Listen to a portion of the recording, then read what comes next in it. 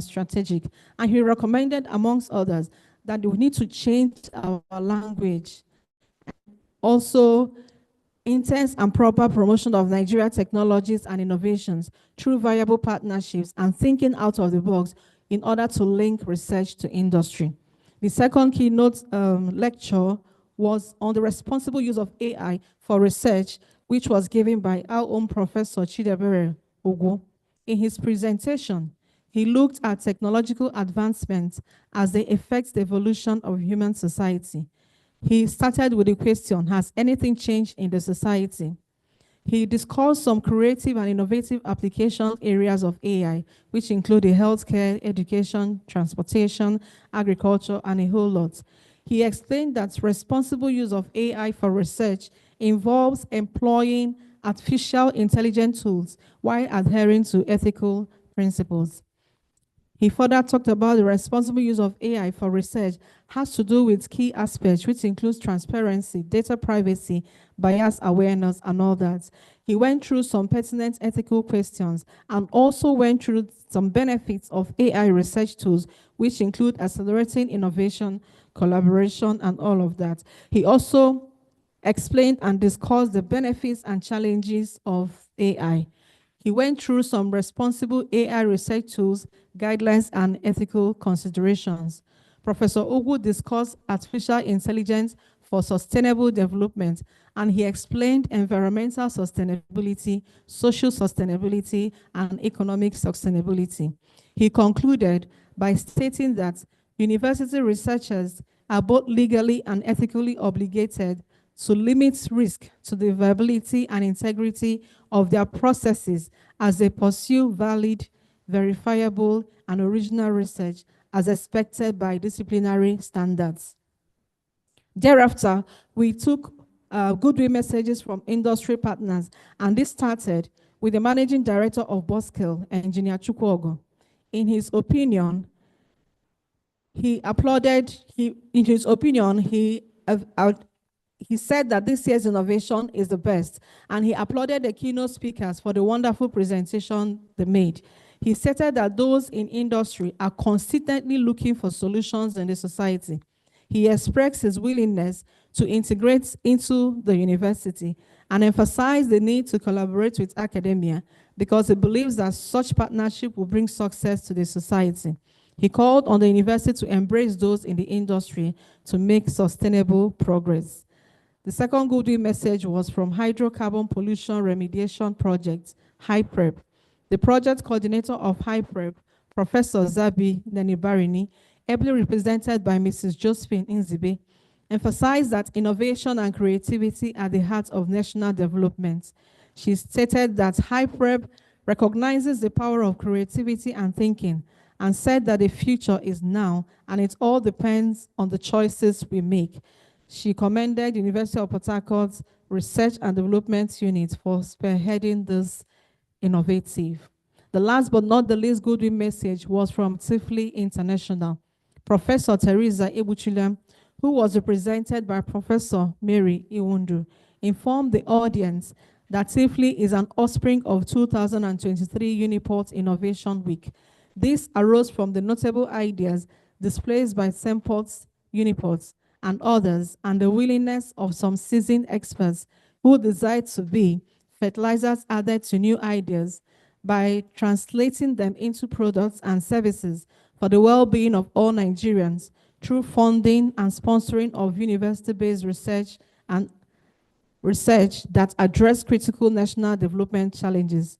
She appreciated the Vice Chancellor and the management team for giving her the platform to showcase great talents in the university. Thereafter, Professor Gregory Awiri thanked all guest speakers who were present. This was followed with exhibitions. Professor Winnie Abbey declared the exhibition open and said it's important to see the practical aspects after listening to the theories. The team went through the faculty exhibitions where all the faculties, departments, institutes showcased their products and the way they drive creativity and innovation for sustainable development. Thereafter, lunch was served and the program closed at 5 minutes past 3 p.m. Please, I invite my colleague, Dr. Blessing Odogu, to take the recap for the second day. Thank you.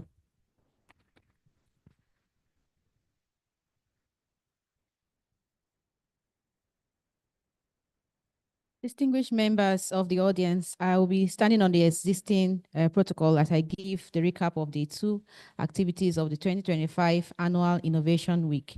The program started at 10 minutes past 10 a.m. with the open formalities. Dr. Umar Buba Bindi took the stage to conclude his lecture with the following recommendations: that as a university, we need to change our language by embracing the Polytech culture, which involves talking to the right people who will listen to us, such as those in the executive arm of government and industries, and not to ourselves. He emphasized the need to have our knowledge connect to the industries. He also recommended that we need to intensely and properly promote our technologies by having larger exhibitions, not displaying research results, but products that are market ready. The need to have registers at our exhibition booths to follow up on potential investors who visit our stands. He mentioned the need for us in the academia to be very deliberate and focused in taking up every opportunity to connect with the industries. He finally reiterated the need for the University of Port Harcourt to develop a science and technology park.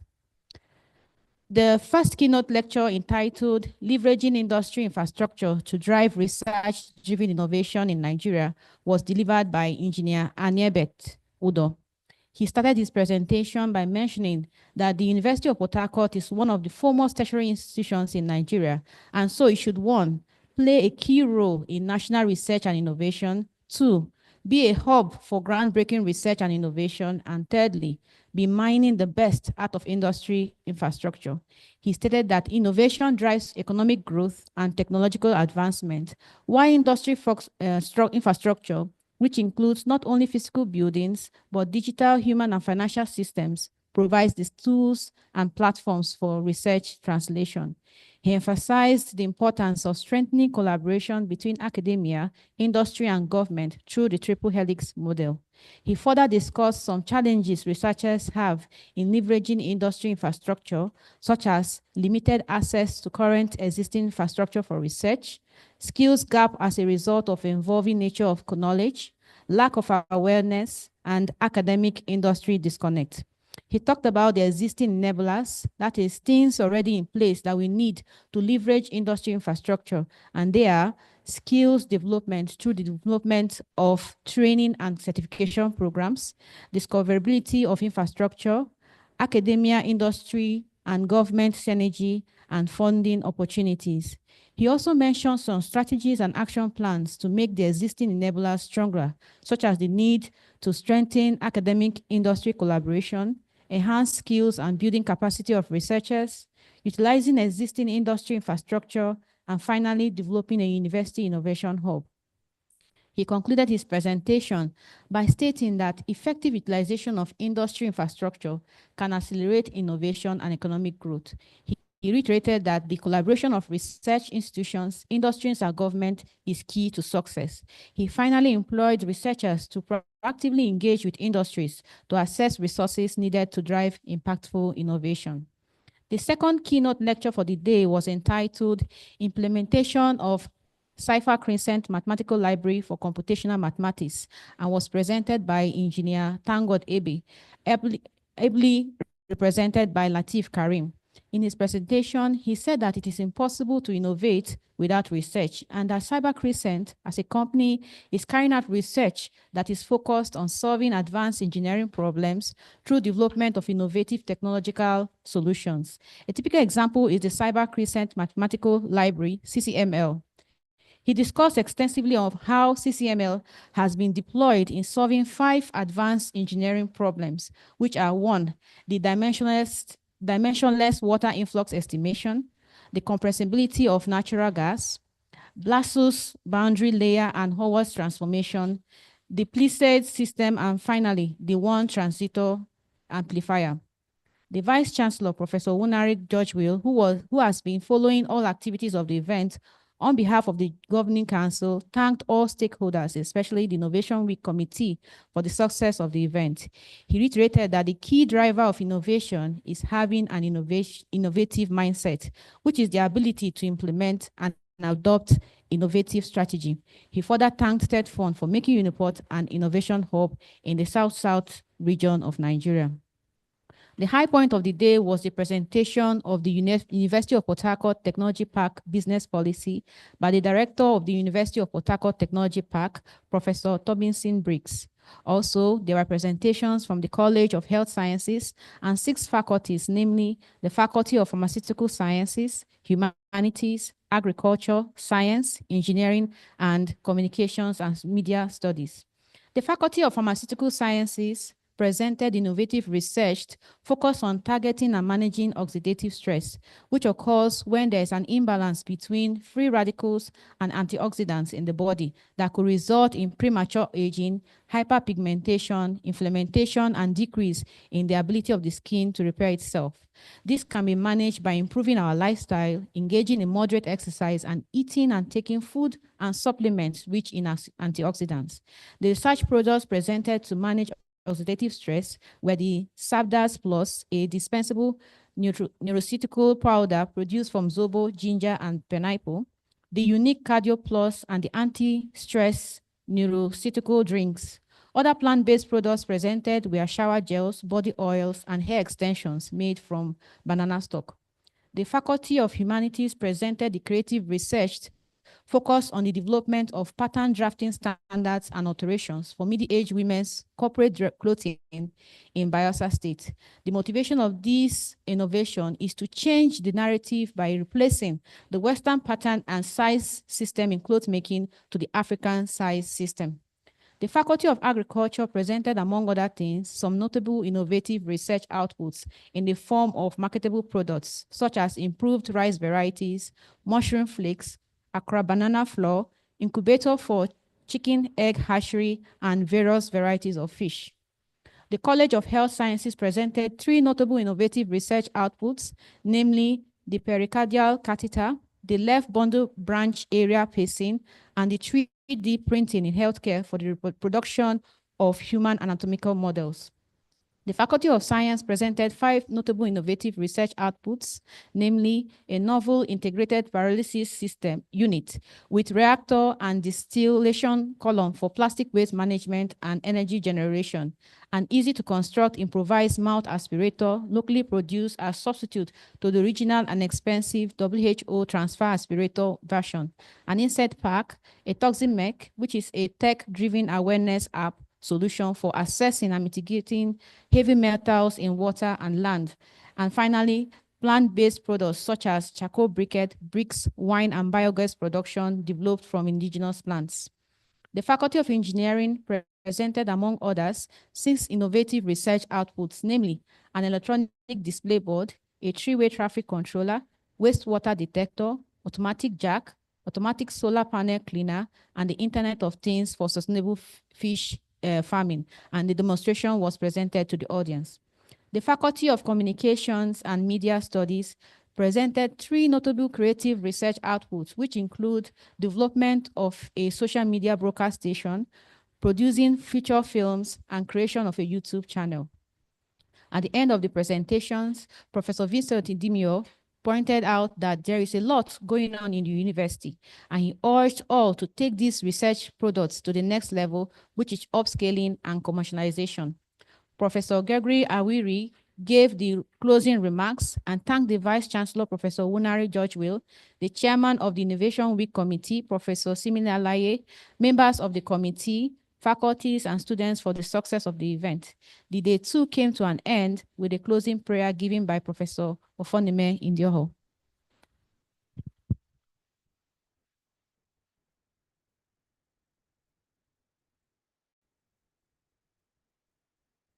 Thank you for the presentation, and thank you for the applause. I think that's a very fantastic presentation. It is the best recap I've listened to in 2025.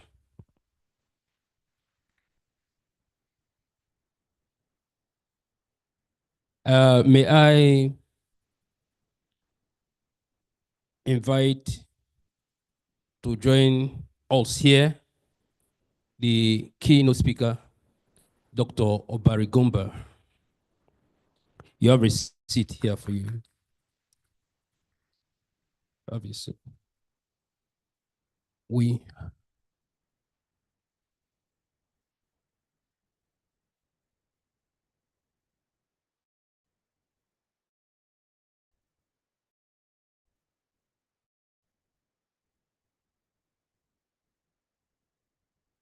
I also invite to join us here to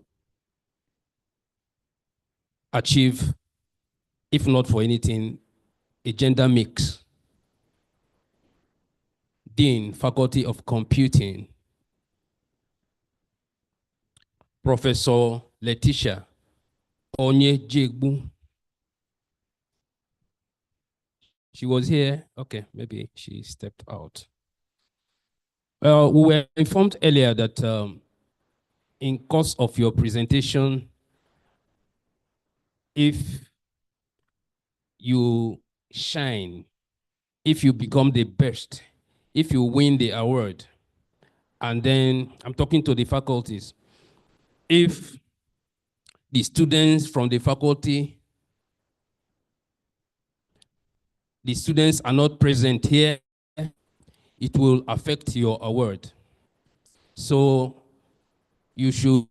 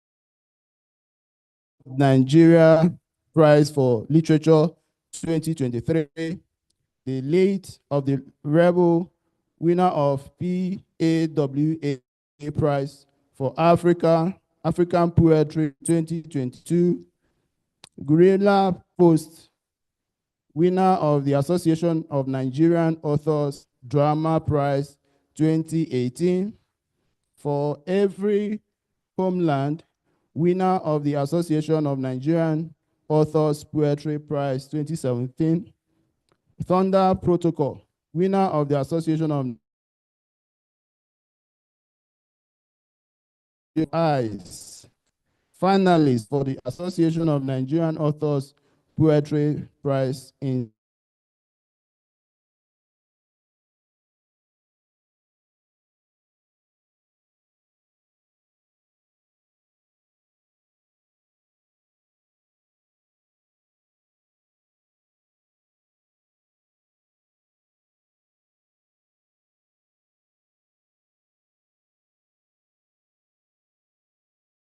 '23 countries, entitled A Piece of Daily Life for the International Writing Program of the University of Hawaii, USA, in 2016. His poetry has been featured in Remarkings, a World Assembly of the Poet, and the Second Genesis, an anthology of contemporary world poetry. His latest book is a collection of essays entitled Free Troubles, A Writer's Eyes. Sorry. A Writer's Eyes on the World. Ladies and gentlemen, I present to you the speaker of today, Dr. Obayu Gombas. Thank you. Thank you.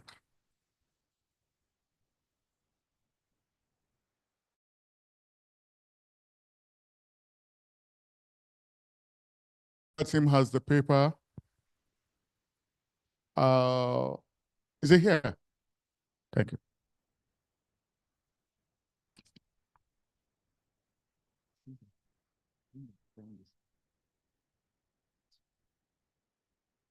Okay, you move it.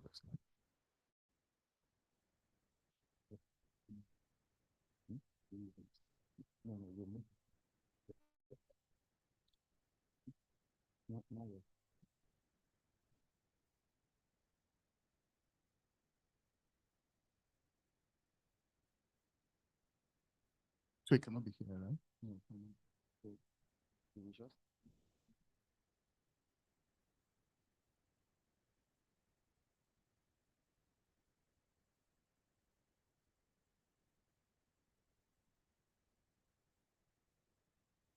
Okay, so I can use this instead. I can use the paper. Yes, I mean, I'm not sure. Oh yeah, I know. All right, thank you very much. Thank you. Let me begin by thanking the University administration for counting me worthy and giving me the opportunity to be part of this conversation that we truly hope will add to the transformation of our university and our country and humanity at large. It's a great thing that the administration has put a team in place that has sustained this. And I'm going to plead with you that no matter what happens, let us not drop the ball.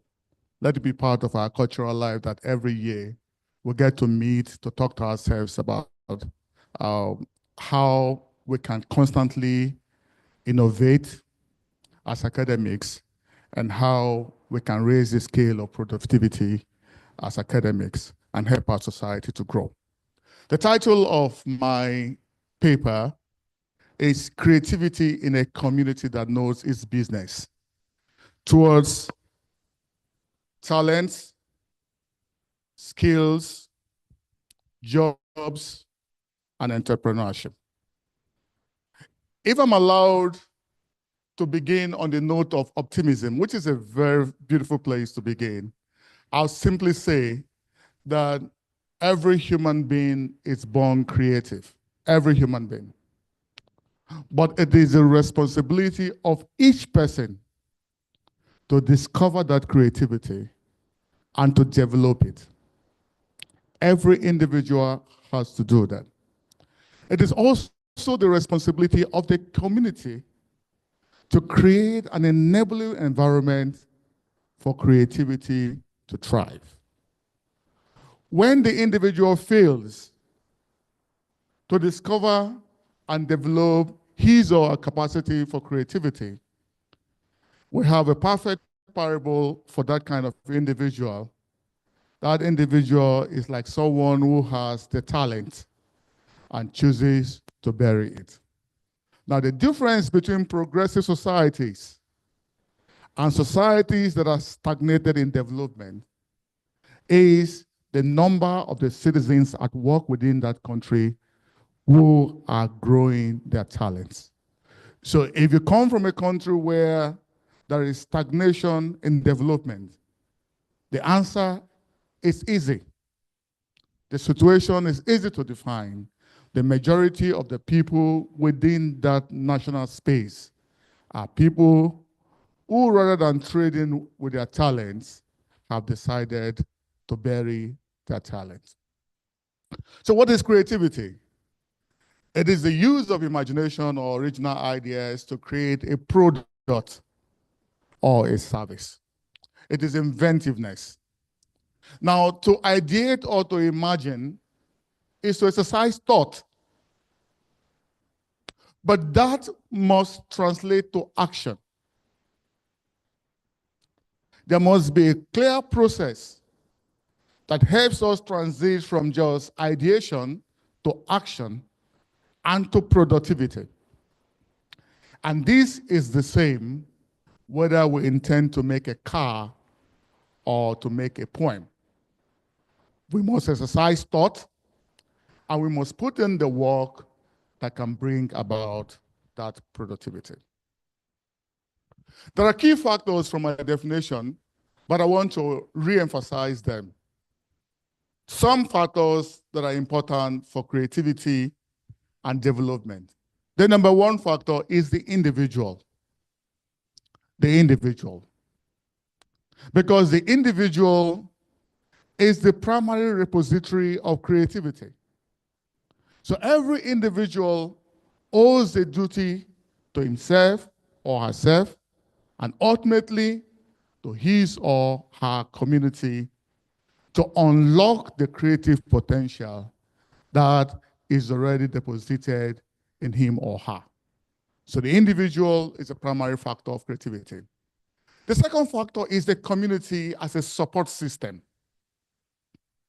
where the individual understands the duty that he owes himself or herself.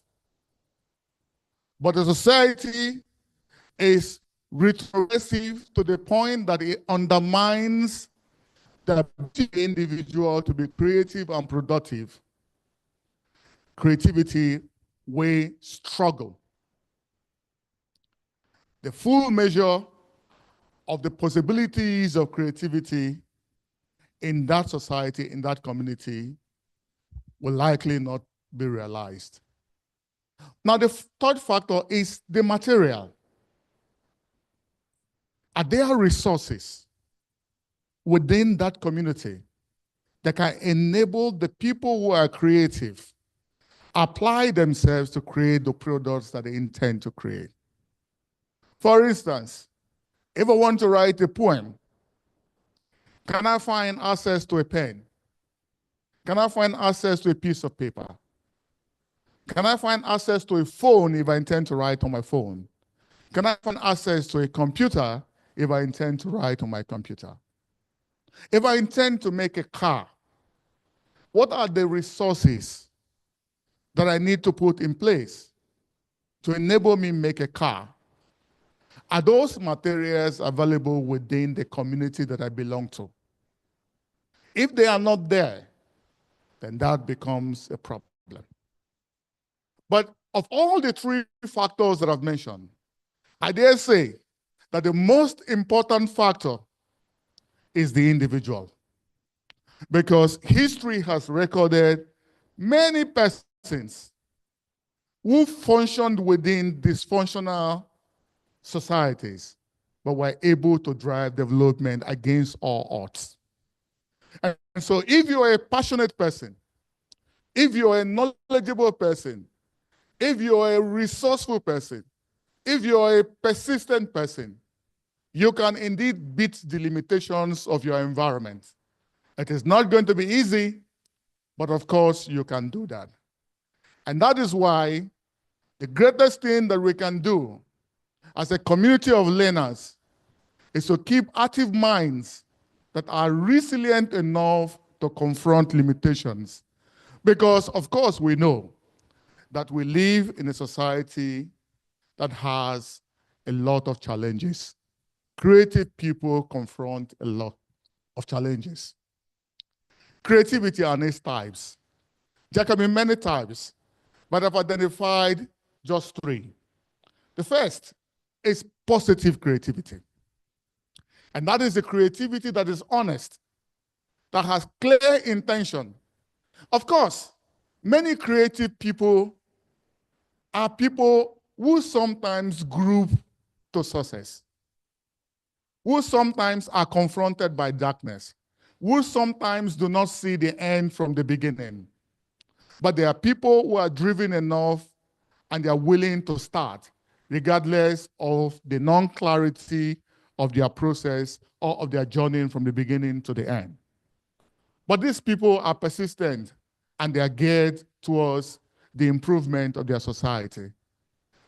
Persons who exercise this kind of creativity are positively creative.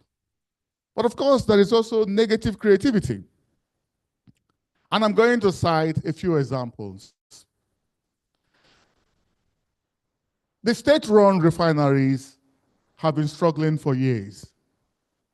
But there are young men and women in our forests who do not have the kind of investment that government has made into its own refineries, who do not have the manpower, who do not have the funding, who do not even have legal protection, but they are able to produce against the law the petrol and the diesel that fuels our generators and our cars. They are clearly outside the law. They are creative, but their creativity is destructive. Another example, one of the scandals from Dirty December was that many operators of lounges and clubs and hotels sold fake drinks to their customers. Even very high-profile drinks like Glenfiddich and Jameson were faked. And many persons are producing those. It's not just sachet water or Coca-Cola. There are people who, as we speak, are producing wine at the backyard. There are people who are producing champagne in pits and drums in their backyards. These people are creative people, but their creativity is destructive and criminal. Of course, there are people who are making drugs. In your neighborhood, there are people who are making custard, who are making Milo. It is creativity, but it's destructive creativity. And this is essentially the difference between positive creativity and negative creativity. Negative creativity ennobles a people and enriches society. That positive creativity ennobles the people and enriches society.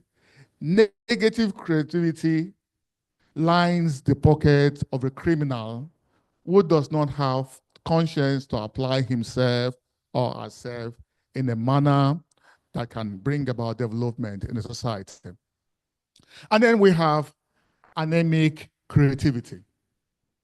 And that is the creativity of individuals who have a very clear idea about where they intend to go. But then they are overcome by excuses and lack of zest. The majority of us in this country have a lot of lofty ideas that can ennoble our country and drive development. But our easy recourse is to find reasons why those things cannot be done. It's like a default system. Rather than labor to find what can be done and how it can be done, rather than laboring on ourselves to build the resilience and capacity to do what has to be done, rather than challenging ourselves to find opportunities and unlock our creativity, our default system is to find 1,000 excuses for every idea that comes to our minds. And one of those things is to say, well, it's not been done. It's not been done. Government is not helping us. Nobody is funding this. The more we are in that territory of excuses, the more we have a majority of citizenry that is suffering from anemic creativity. Now, why is it important for us to have a community, a creative community that knows its business? One, there is a direct relationship between creativity, which you can call creative action, and development. No community develops beyond the quality of creativity within its borders. No community. No community develops without investing in the creativity of its people. For example, if there are no jobs in Nigeria, it simply means that Nigerians are not creative enough to create jobs. They are not innovative enough to create jobs. It's as simple as that. And we can make fetish of direct foreign investment and say everything that we want to say, and have leaders who are always on flights trying to beg or knock on doors abroad. But the truth is, there is no country in the world that is developed by foreigners. No country. Development is never outsourced. You can buy technology, you can secure partnership, you can recruit expertise, but essentially, what develops a community is the ability of the people who are indigenous to that territory to work, to be innovative. So let me say this. The community owes us. I mean, there is nobody here who will say that there is no social responsibility on the side of the community that we belong to. No one will say that the community does not owe us. So what does the community owe us? The community owes us an enabling workspace. And I'm saying this because I'm talking mainly to people who are here. Many of you are employed by the University of Port Harcourt or by government, and many of you are students, and the university has direct responsibility for your training. The community owes you an enabling workspace. So, a few years ago, when I was employed here, there were professors in my faculty who didn't even have a table in the university. They didn't even have a corner in the university. They didn't have offices in the university. Professors came to work from their cars and went back to their cars. We have made so much improvement in that regard. But there's a lot of improvement that we must make, particularly with the provision of power and with the provision of laboratories. We must create that kind of environment for our people, for our workers, and for our students. The second thing that the community owes us as employed people, it's living wage. The community owes us living wage. It is difficult for a creative person to function when there is hunger in his stomach. It is difficult for a creative person to function when his landlord has told him that he is behind his rent for 6 months. It is difficult.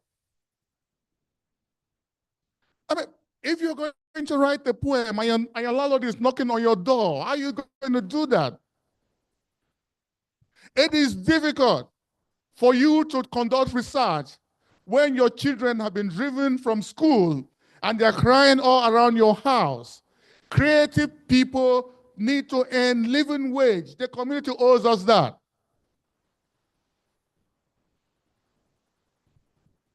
The community owes us grants and other forms of financial support.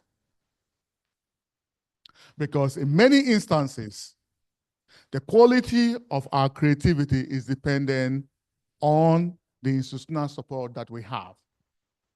Research can be expensive. Processes of building things can be expensive. And so forward-thinking communities understand that there must be something to do to enable people to think and function and create. Because forward-thinking societies and communities understand that the outcome of their creativity is not just for the good of that individual, the creative individual.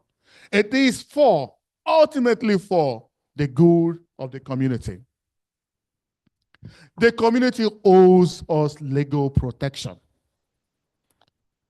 And that is to say, when we talk about copyright protection for the work that we do, our copyright laws must be more than paper tigers. There must be more than that. There must be legal protection for the creative works that we produce. There must be reward for excellence. The community owes us reward for excellence. And this has to be beyond politics.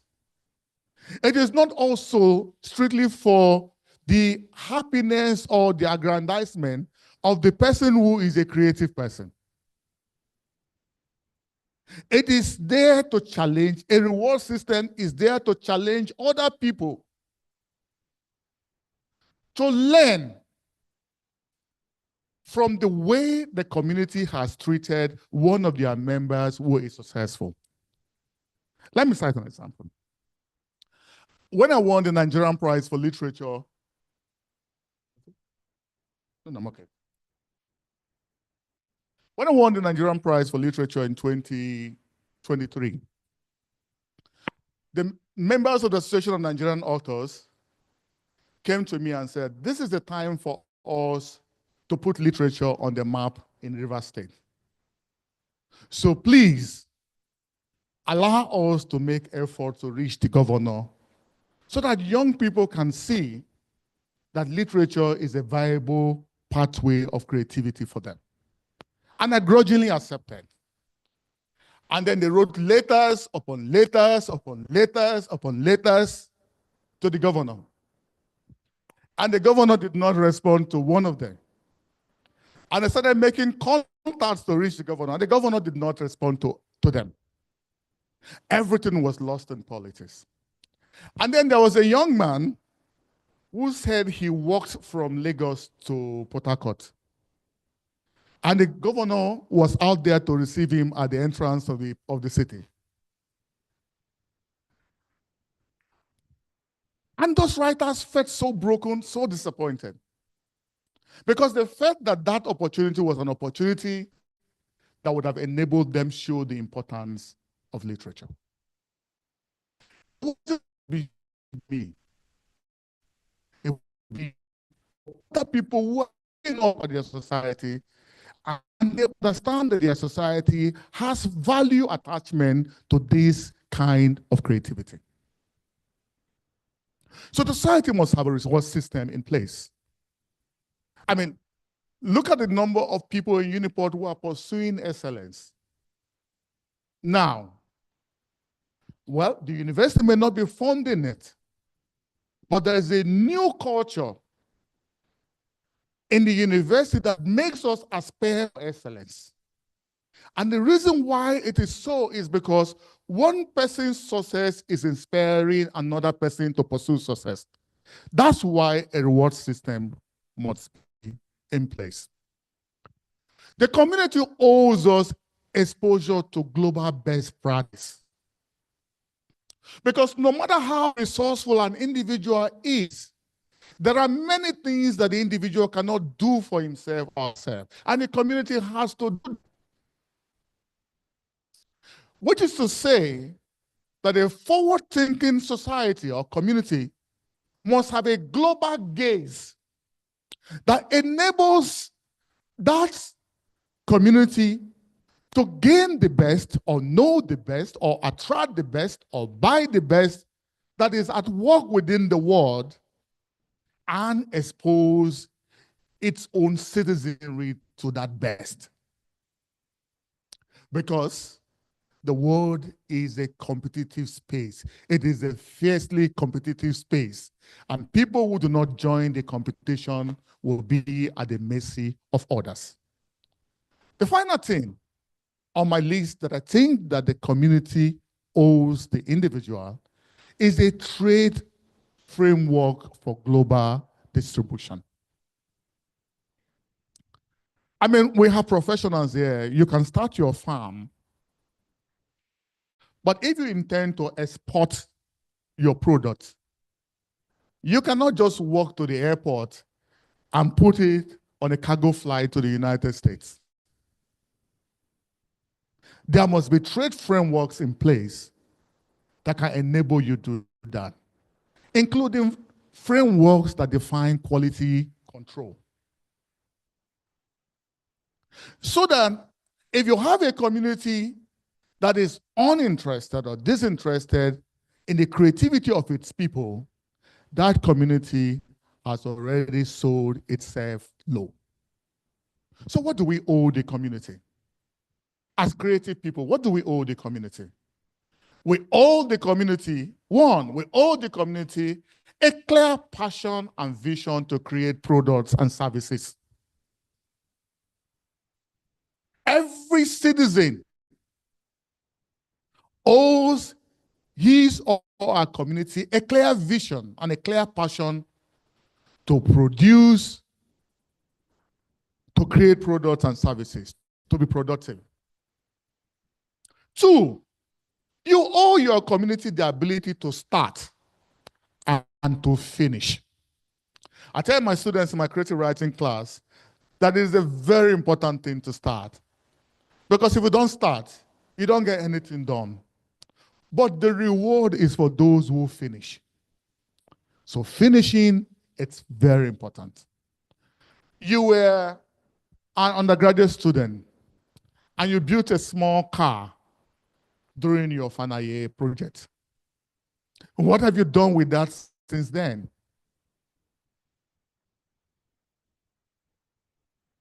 You are an agriculturist. You know that you can plant tubers of yam now, even in your compound in Port Harcourt. You don't even know to go to the forest to do that. What are you doing with that? Why is your wife still buying yam in the market? Why? You are a mechanical engineer with specialty in automobile. What is happening? Why are we not bringing our cars to your garage, to your mechanic shop? This leads me to number 3, scalability. Every product or service that you aspire to create as a citizen must be scalable. You must scale it in quality. You must scale it in marketability. In fact, until your service or product reaches the market, you have not done anything. Because the market is a testing ground. All the stories about technology and stuff like that, beautiful. Until the television gets to the market, it is just one small item locked somewhere. Until the car gets to the market, it's one small item somewhere. Until your piece of painting gets to the exhibition, to the market, it is just one piece somewhere. So if you're producing service or producing a product, you must resolve to make it scalable. And that is to say, you have to keep constant vigilance to ensure that you raise the profile of that product and make it something that is viable. You owe your society the proper application of resources. Because resources are scarce. We shouldn't give you money to start a farm And instead of it, you're not even buying farm truck, you're buying the most luxurious car or building the most luxurious house. And then you owe your community a commitment against sabotage or criminality. Because if you're a creative person, there's a tendency to put your creativity to bad use, and then you undermine your community. I'm going to be fast, I have 10 minutes. The university as a community. What the university system ought to be, and I'm speaking in generic term now.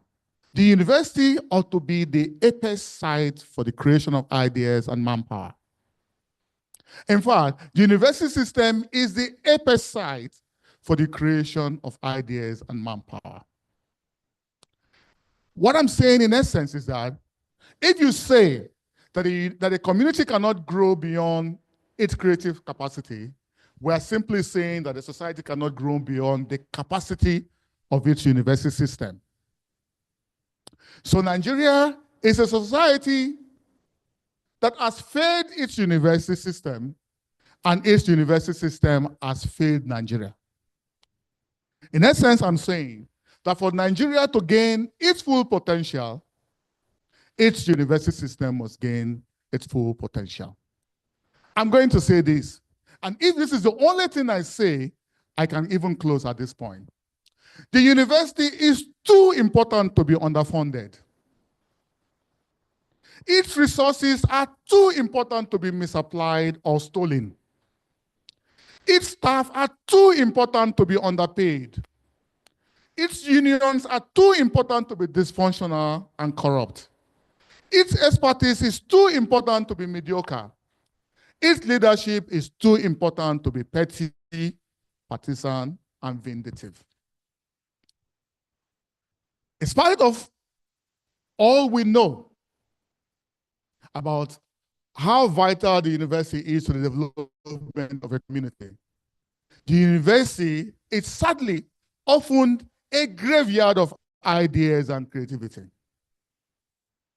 The university is often a large prison for conformity and apprehension.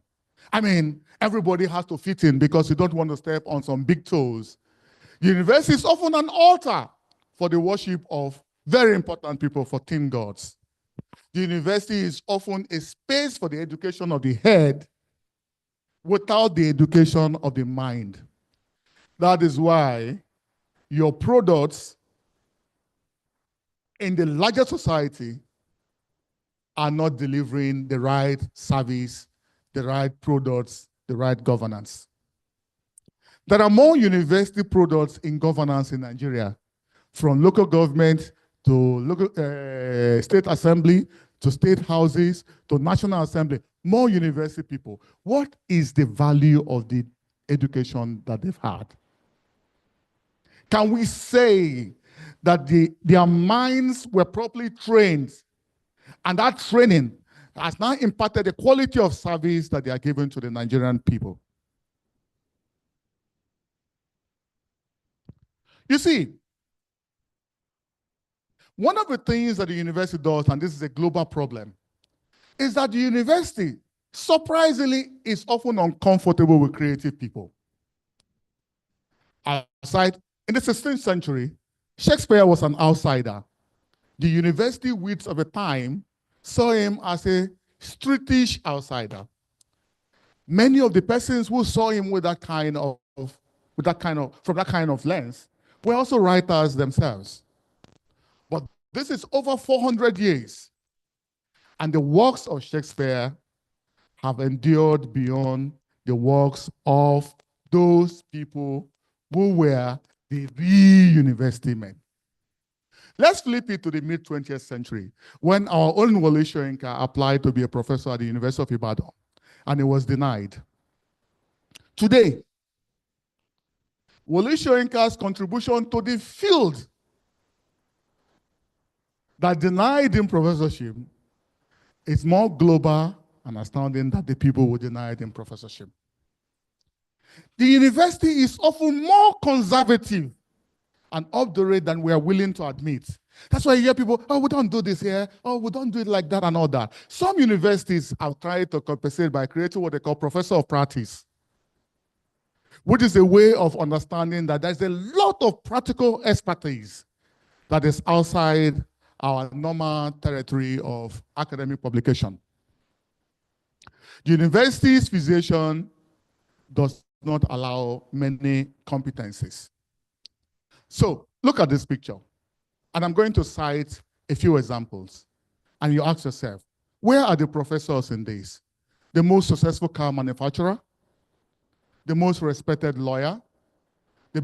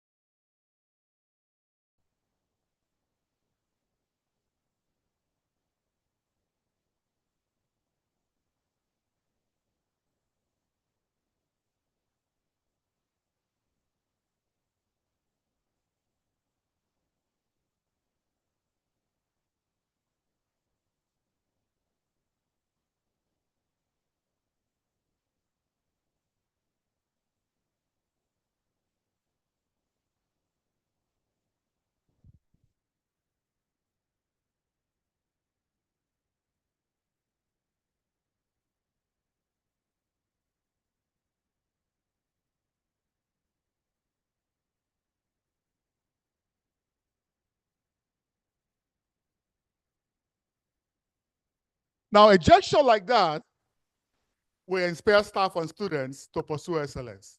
But having said that, I will try to restrain myself from saying anything controversial. I will simply advise that the university that calls itself an entrepreneurial university ought to evaluate itself to see how entrepreneurial its programs and activities are. We owe ourselves that evaluation. And I will not say so much on that subject. Prof, you know I'm trying to be very careful. My professorship has not been announced. Please also pardon me. I'm wrapping up. Because I want to comment on what I call the hubristic culture of science, which UNIPORT shares with the world. Now, every scientist is almost trained to believe that a radio is more valuable than a poem, and a television set is more valuable than a song or a film. But what they do not know is that poem will outlive your radio. 10 years from now, 20 years from now, your radio is obsolete. But the poem will still be there. The song will outlive your television set. Because you have this culture in the world, whenever they want to cut budgets, they ask us in the humanities or the liberal arts to be the ones who are scaling down. Because it's difficult for society to see the value in what we do. And UNIPORT has that problem too. What is your television set if not for the songs and dances and adverts and news that we put into it? So I believe that science and the arts have to be complementary. We need all of us to be creative in all the sectors that are possible in order for us to produce the development that we need for our country. We have done a position paper to the university administration. Worked with my dean to do that. Nowhere is the disregard for creativity more manifest in this university than the deliberate twisting of promotion guidelines against artistic and creative people. This administration, and I'm not talking about Professor George Will's own, I'm talking about ever since the new regulations came into place. It's not only content with its own guidelines that specifies the number of poems, or the length of a play or a story that should be scored. It now insists that artistic pieces must be printed on certain sizes of paper. The artistic merit of a poem is now subject to the size of the paper you print it on. That kind of regulation is unhelpful. My final shot is, as a university, we need to foster respect for all forms of creativity. And it is time for us as university people to raise ourselves as models of talent, skills, jobs, and entrepreneurship so that our children and students can learn from us. Any education that cannot pay your bills is under education.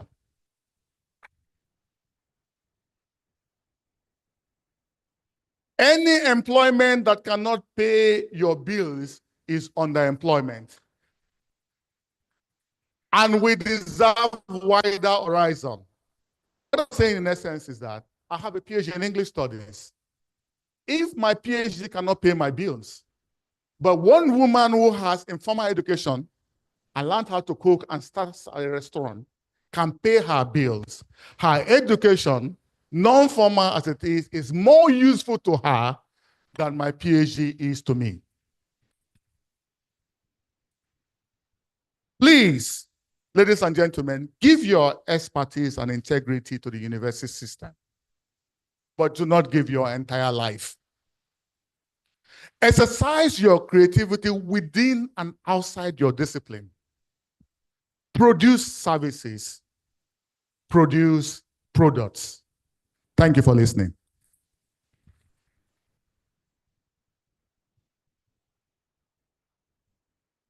Thank you. If you listened attentively and you understood what he said, another round of applause.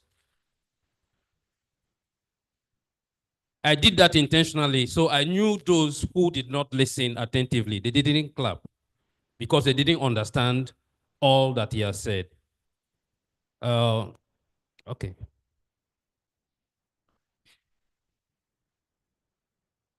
Good morning, ladies and gentlemen.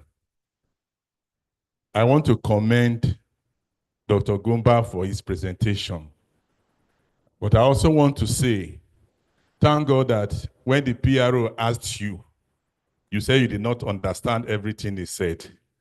And I want you not to understand everything he said. Anything he has said about promotion criteria, please don't understand it. He knows where to channel such comments to. Dr. Gumba, please make your position paper to the university. It's not for innovation fair. Okay? Thank you. But you can accept all the other things he said, except promotion criteria. Thank you.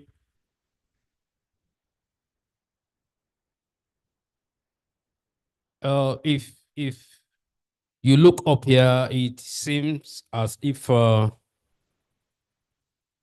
we are unmindful of gender equity and equality.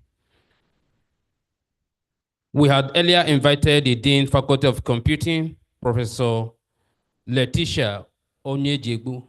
Is she here now to join us here? We had also earlier on invited Professor Brimo Bashiru, Dean, Faculty of Dentistry, to join us here.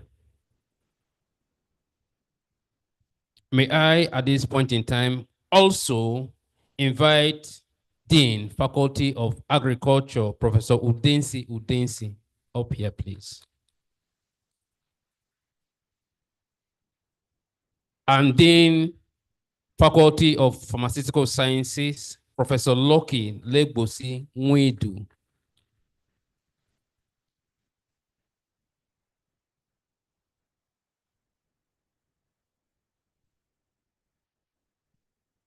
Okay, the table is now properly populated. May I invite for their presentation Faculty of Education. It's time for your presentation. And that will be for 10 minutes.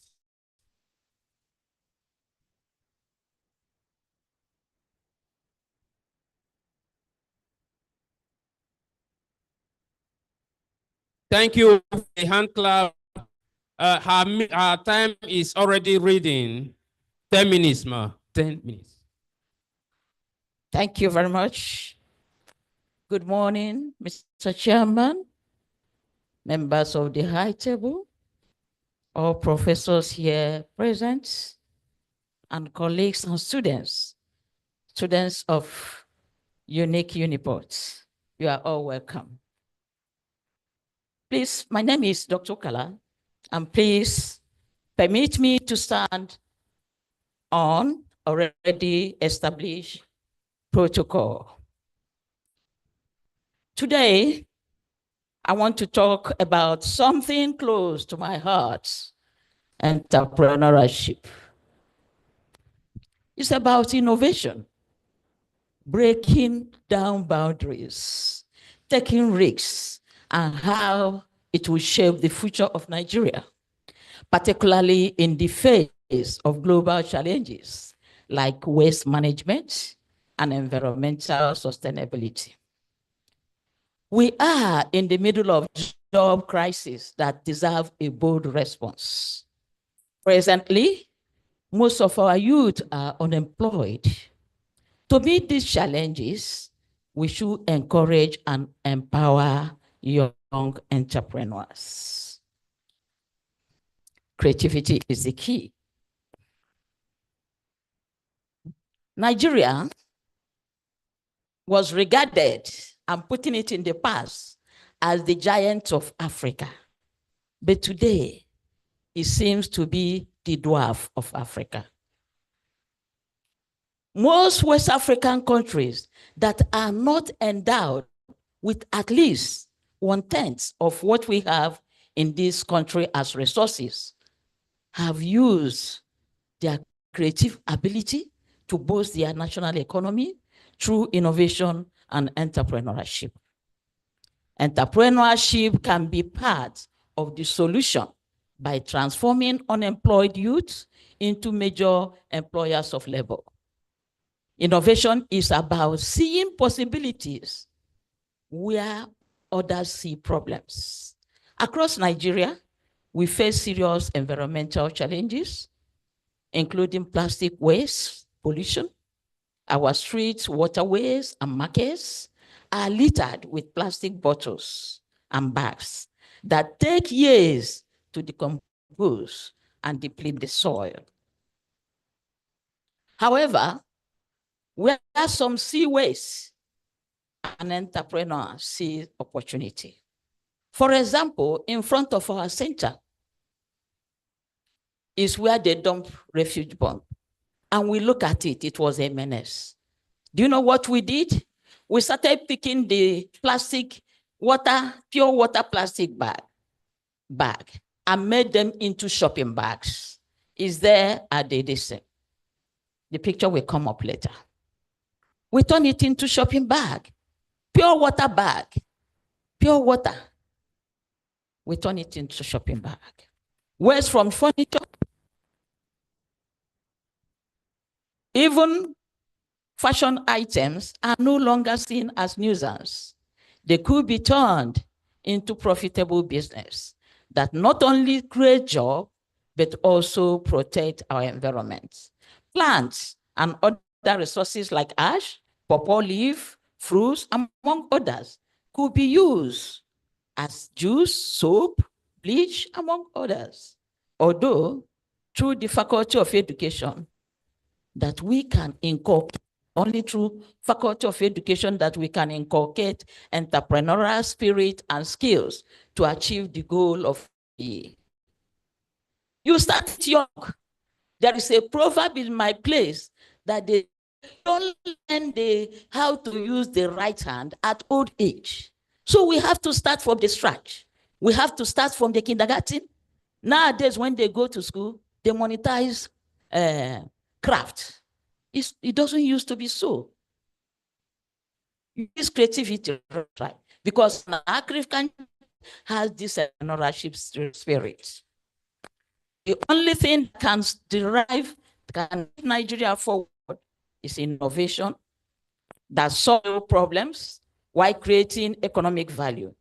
The most successful entrepreneurs are those who ask, how can I turn this challenge into an opportunity? Innovation does not happen in isolation. It requires knowledge, patience, persistence, and courage to take a bold step and to take a risk. Many of the world's largest or biggest business started from simple idea. For instance, Uber. Uber did not have it and started, and today it has resulted the status quo of business transport. Turn ideas into part of business. We start with a problem. What problem exists in your community or in my community? Use creative ability. Think outside the box. Don't go with what you say, they used to like it. Resources around you. Be persistent. Success does not happen overnight. There will be challenges, but resilience is the key. To the student here today, your ideas have the power to change lives. Jobs. Challenges. You must start now. The next slides will give us, it's not sure, the plastic bag we made from pure water sachets. The next ones are soap. This soap were made, natural ingredients, carrots that is all around, bitter leaf, and others. The other one are fascinators. Before people go outside the country to buy hard. And very expensive. You cannot buy anyone with less than 40 pounds. But now it's affordable with our Naira. The Uniport bag. With your Ankara, you can make bag and it's fashionable. Then we have the yellow cassava. This yellow cassava has vitamin A, have a lot of nutrients, and it's very good for those. It's very good for those who are diabetic. It doesn't have a lot of sugar. If you want the cassava, yellow cassava, you can order it from the center, this and that. Then we have our home management people.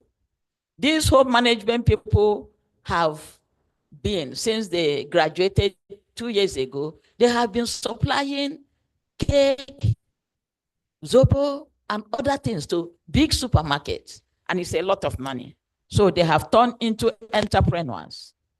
Today, I'm surprised that on the high table and all of us, we are seeing another bottle. What are we branding? What is our brand? Our brand should be Uniport. It will start from here. I'm surprised we are supposed to have Uniport water at the table, not advertising another water.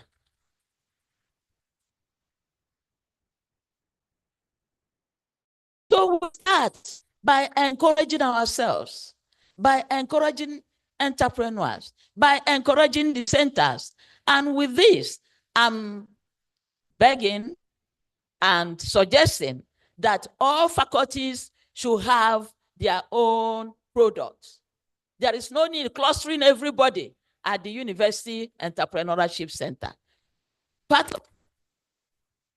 Faculty education have their set. If you do like that, there won't be competition. To stay individually departments in your city to do something that is notable.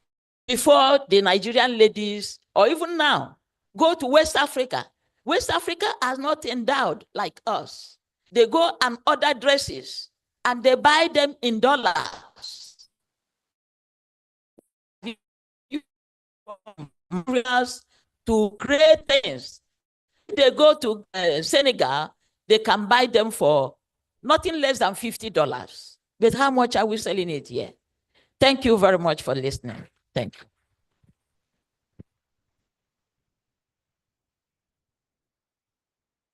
Thank you, Mayor. May I invite Sempos for his presentation? Sempos, in their absence, may I invite Faculty of Law?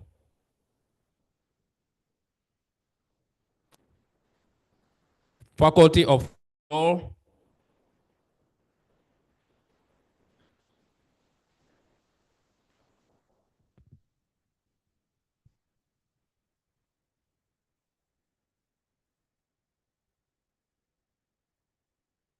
No.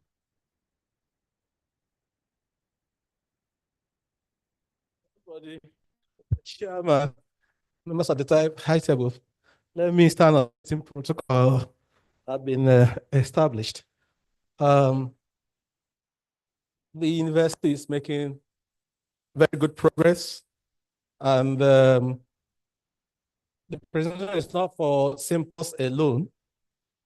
Center for Marine Pollution Monitoring and Safety is collaborating with the University of Port Harcourt, and then of course AC Puto.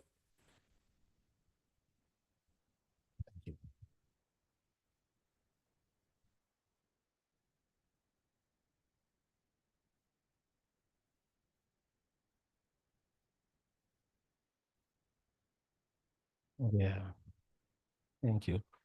The unfortunate thing is that, unlike what Madam had just done, where you have the ladies bringing all sorts of stuff on the stage, we wanted ours to be projected so that you could see. And is on cultivating wellness with nature's therapy. And this is for the Smart Therapeutic Office Garden. The two speakers who presented earlier this morning had alluded to some of what we want to present. One of that is that the earth is where we are. Earth, where everyone lives, whether we are here in the University of Port Harcourt or anywhere around planet Earth. And we should be mindful of that. We have issues about generation of Earth. As scholars at tertiary level, university, and we are doing things about that. And one of that is how to sustain it, but especially beginning with the individuals. When Dr. Barry Gomba was speaking, he was talking about the individual, then the community, the cells of understanding of what's going on around us. And what we know of the earth is that it is all encompassing and it's self-saving. That means that it can reset itself. And what we find, like what Madam was talking about, recycling, getting things from around the environment, and then even using plastic to put waters and all kinds of things that they sell in the market. And so in this case, we're talking about the wellness of people, especially workers. So we have a program that we have designed to take care of that. And that is that we are bringing garden to offices, homes, playgrounds, every corner of the environment where we operate. And the principle, the very thing that ignited this project was that last year, the wife of the president, Senator Olurum, you know her, she brought out a pet project on every home, a garden, in which there was competition for women around the country. And there was a prize tag to that, 20 million naira for the winner. And so we then brought an extension to that to talk about every office, not just every home, and every area that man operates being a garden, but a smart therapeutic garden. If you look into this hall, look around this hall, you won't see any flower at all. Even when you go to the foyer, you won't see flowers. So, and we know that flowers, whether they are the natural flowers or artificial ones, have benefits in the well-being of people. And that's why we designed the project. And we have different categories of that. So we have, for example, category A, categories B, C, D. That is to say, the sort of things that happen. As I said, it's unfortunate that you don't have the slide projected on the wall, because that would have shown us vividly the sort of things that we did. So you have, for example, before and after. We got, for example, a place at AC Puto where people were using and used that as a specimen. So we put a category B there for executive office. And there we had the wall made up, the floor, and then the tables with plastic, for example, rugs, and then glass tables, and then aquarium, and all kinds of flowers and stuff that decorated the room. And people came from far away to see it in the end, and they appreciated it. In fact, as I speak to you, we have been invited to the presidency to have it replicated. And it's even been extended to different places.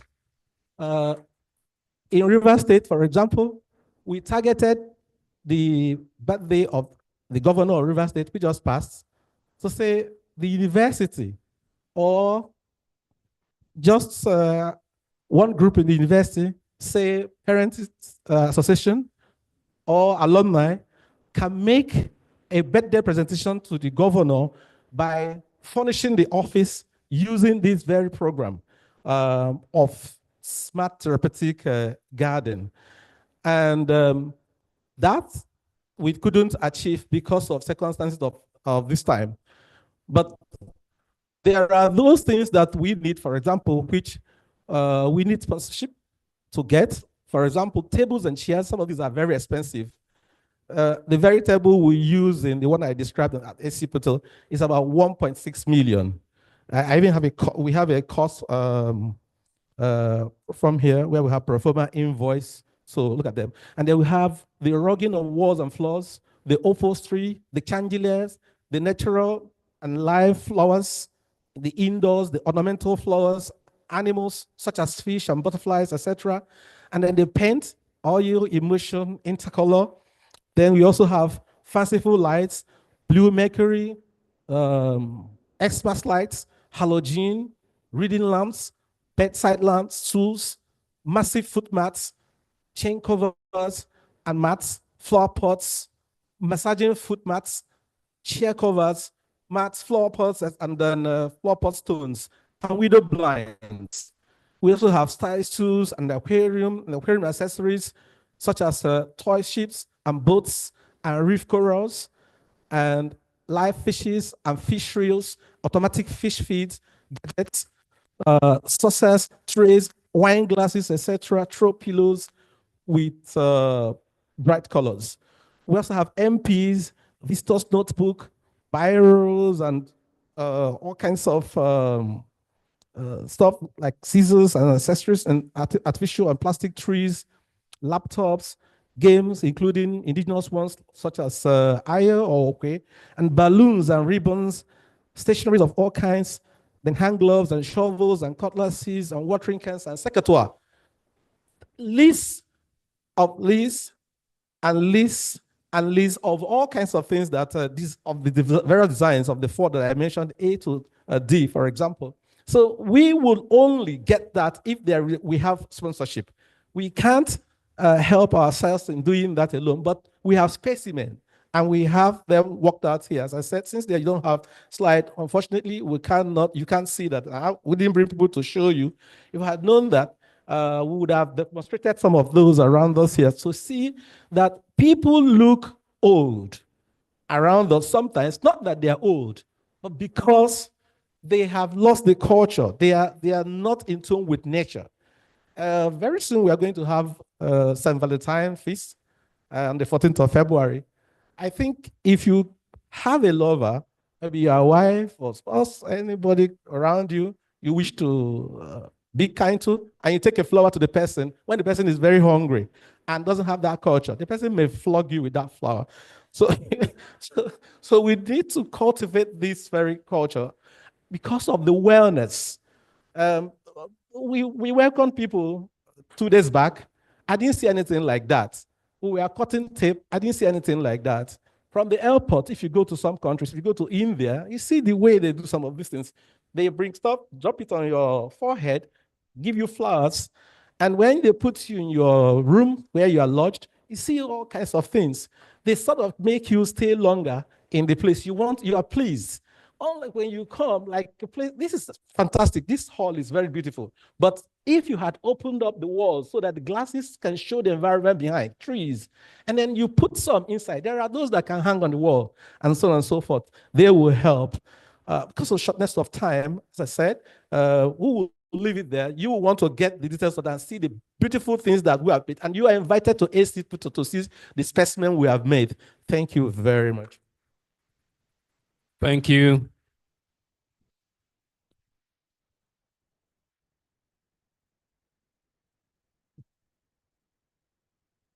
Before I call the next set for presentation, which is Faculty of Law, there is a bunch of keys found in the male toilet. If it is yours, you come for identification and collection, but we will take your photographs to be sure you are the rightful owner. Thank you. Now, may I invite the Faculty of Law for their presentation. Faculty of Law. Okay, yes, there are spaces in front. So those of you at the extreme, please come closer so that you will see better. Come closer, see better.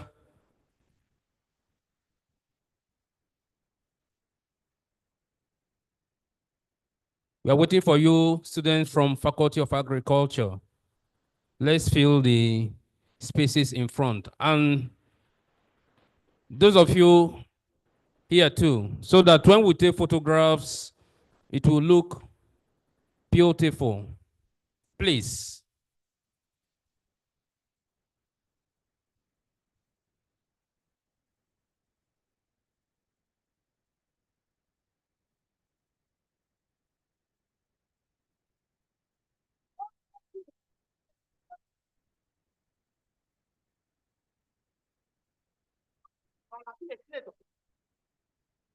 There's no need for this thing.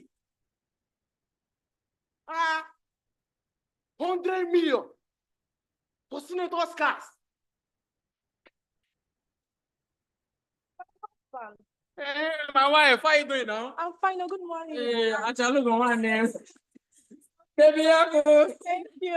how was your night now? It was fine. How was yours now? My night was beautiful. It was very beautiful. How are your papers now? What's going on in the 100 million for senator's cars. Super bad. In this country? Super bad. Hey, I need money for those my facial. Okay, wake up. Go on, we shall see. Daddy, good morning. Yes, good morning. What is it? What is it? Good morning, my son. Have you picked up your jam form? Daddy, that's what I wanted to talk to you about. Okay, go ahead. I'm listening. Did something tie your tongue? I said go ahead. Daddy, I was telling you the last time that I wanted to study music. Wait, I know you repeat what you said. Daddy, I want to study music. Something must be wrong with you, young man. Do you not say music in my house? I am a petrochemical engineer. Come, this boy. That is why you have food and shelter over your head. You want to study music in my house? This boy, music. After I warned you, so my mom said she have nothing that my son is studying music. Music. What music can do? You must be very stupid, young man. That's why I'm frying your hair like this.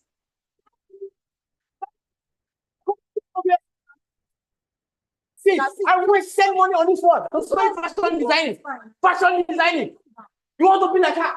Useless like this. See, if you study this music in this house, no more music for you. Nothing. Nonsense boy. You see. You're bringing problems to the family. Don't join that deal. Money is not like that. Money. My special. Money. Can you help me and beg that I will agree to study more, but you allow me to do my music? So you have seen someone that is doing music and job at the same time. It's not like that now. I'm trying to be creative here, money, like creativity. Okay, now. I'll talk to him, but go and grind that beans in the kitchen. Can't make a sense.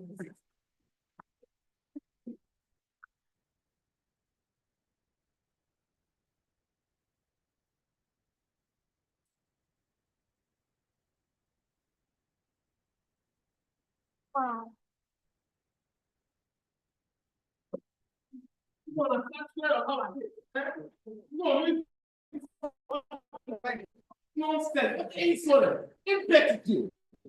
What's rubbish?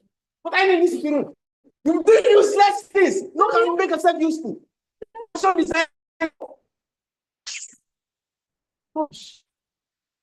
When our parents this kind of much suffering. But you don't become an engineer like me. Fashion designer as a daughter. You are a very useless girl. You will soon blow. I will soon blow you out of this house. You will soon blow.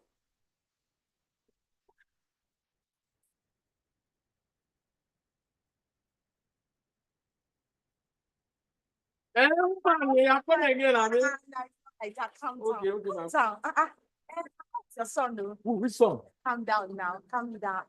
Don't worry, I've come to Ed, my husband. If you listen to him now, that air found the jam I will bring it for you. That one that you like now. Okay. He wants to do something.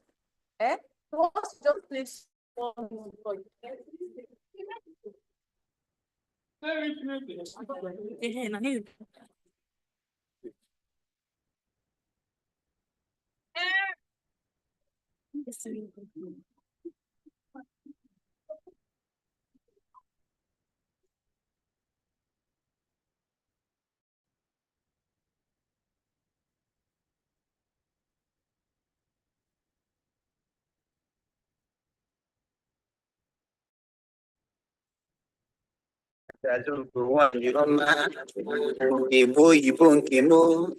Really wanna thank the Lord that I found you online. Kenenuka wata simasoma Rami chanke mo Wani marubiti adigwa tu adonai. What else am I looking for? Opokini tamona chosi wanugo. See the one I've been waiting for. Matana topu dara wanu. Odina kawami for kiri. I wanna make you my baby. Now you could be my own lady. Oh, Odina kawami for kiri.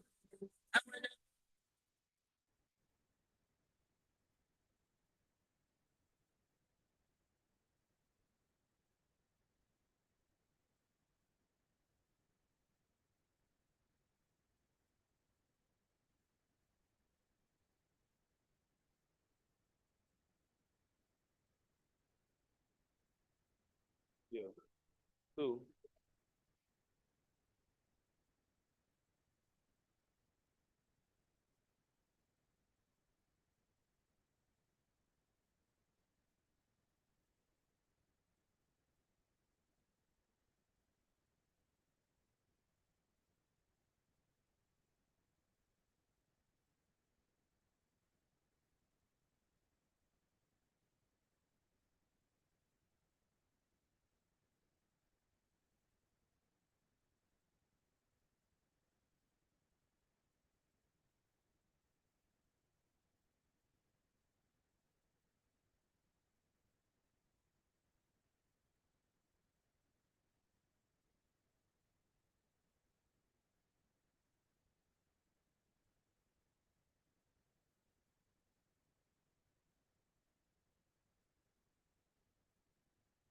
The Michael should enter and bring in the chair.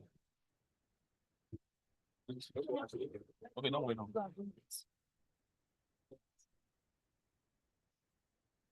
Ladies and gentlemen, you just heard, seen, and have experienced the drama acted by the law student. However, this drama is just a reflection of today's theme: creativity and innovation for sustainable development. It can be seen that the present society in which we are in is no more the millennium where what you study in school is what makes you successfully. Oh my God, I studied law. The pharmacy, no. This is a society where we call the Gen Z era, where what drives is your initiative, what you can do that is visible to the blind and audible to deaf ears.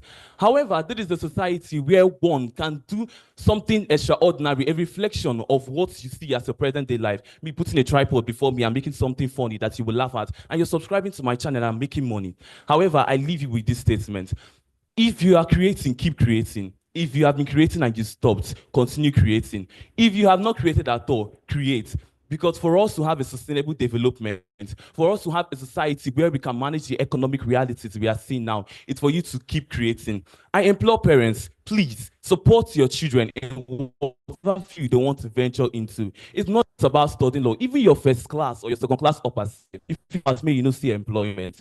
But to focus more and to manage the society and what we are seeing in the present day, and to build a sustainable development where it's not just about lawyers, but where we have someone who can make a shoe where even possibly someone can fly. We can build a sustainable development. Thank you so much.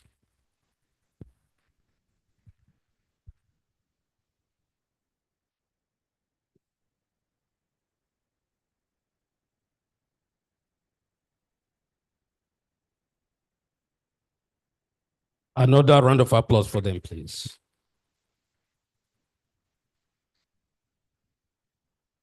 If you watch very well and understood what happened here,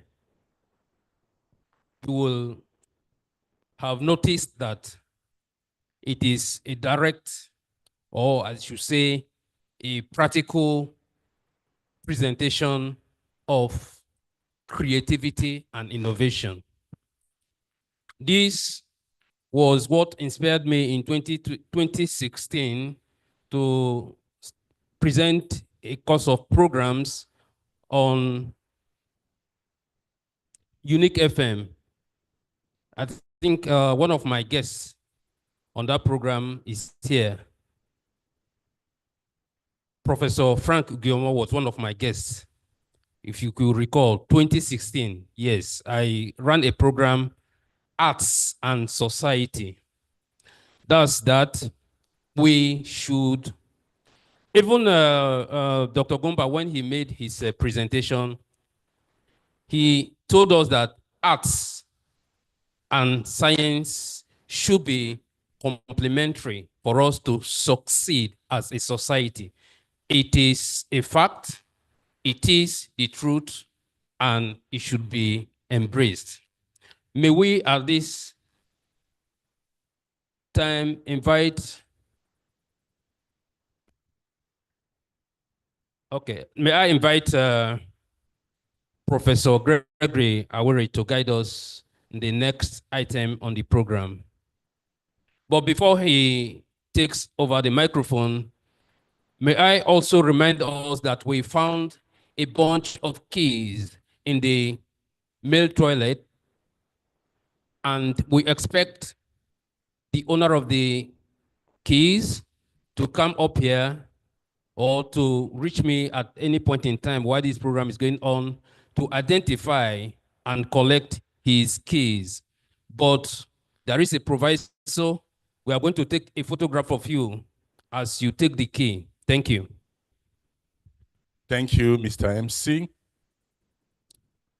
We are going to the last phase of our program today, and that is presentation of prizes. Winners of this exhibition, distinguished researchers and scholars in the university. But before that, by the Deputy Vice Chancellor, Research and Development, Professor Sibyl Alaye, who is unavoidably absent. So I will read the speech before we proceed to the prize giving session. I apologize, unable to be present in person. I left for Abuja yesterday to represent the Vice Chancellor at an event in Abuja. I am at the airport and was hoping for the flight to take off without incident at 10:20 a.m. At 10:30, as I was getting worried about the delay, they announced that because of bad weather in Port Harcourt, the flight has been rescheduled to 1 p.m. I am so sorry. We should congratulate ourselves, organizers, and participants for a successful Innovation Week. I had hoped this will be my last Innovation Week, but the Vice Chancellor has been so impressed with how well things have been these past 3 days. He wants us to have another one before August 2025. I thought you would clap. The quality of the lectures have been so good that I'm sure, like the Vice Chancellor, we have all learned something.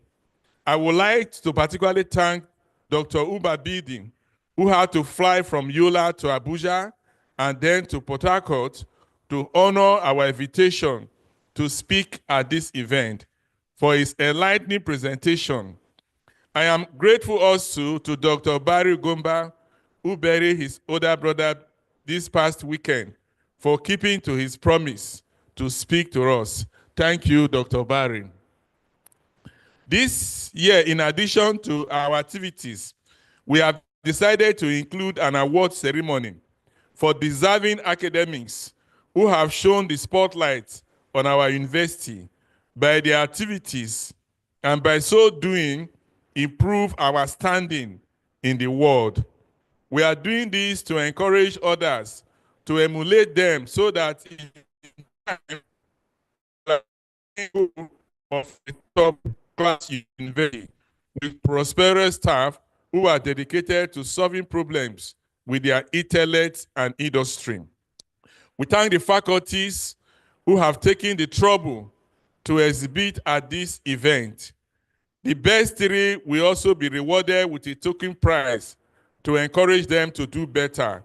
I promised quite a bit in my welcome address, and I promise we shall unfold them in due course. Thank you, everyone, for your continued encouragement and support. God bless you all. Professor Iyopu Isimilain, Deputy Vice Chancellor, Research and thank you. So, we will go to the presentation for this Innovation Week. We will now see the winners. All the faculties are winners. Let's clap for ourselves first. That you have a stand there, that you showcased something, you are a winner. So I want to invite our Reverend Professor, Diaspora Scholar, Professor Demio, to come and handle this for us. Please come. He is going to announce the positions.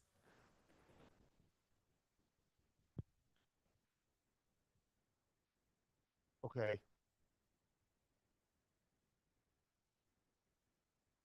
Well,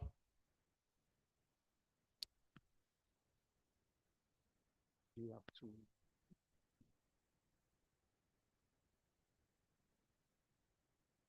Well, like he rightly said, you're all winners.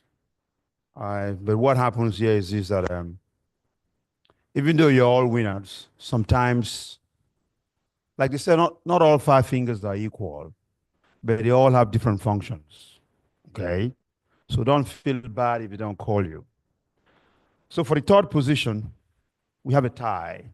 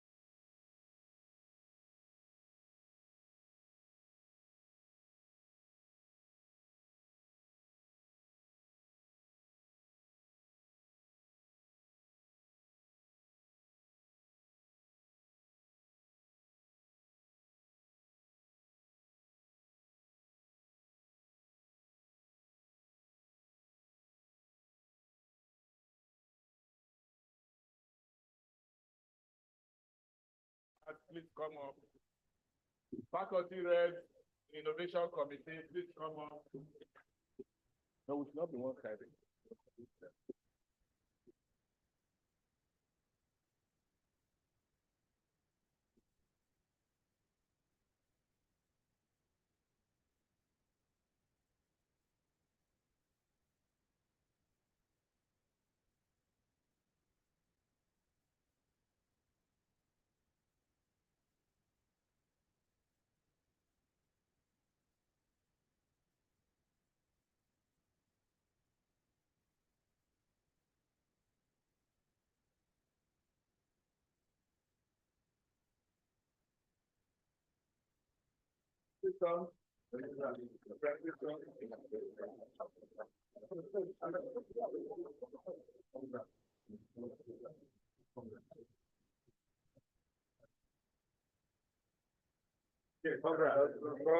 Congrats. Thank you. Congratulations. Okay. What have you been screaming?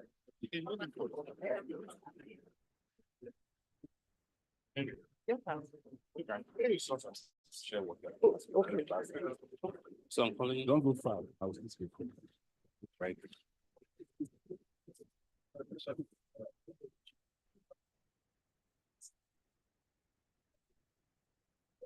Every year, there is what is known as university ranking.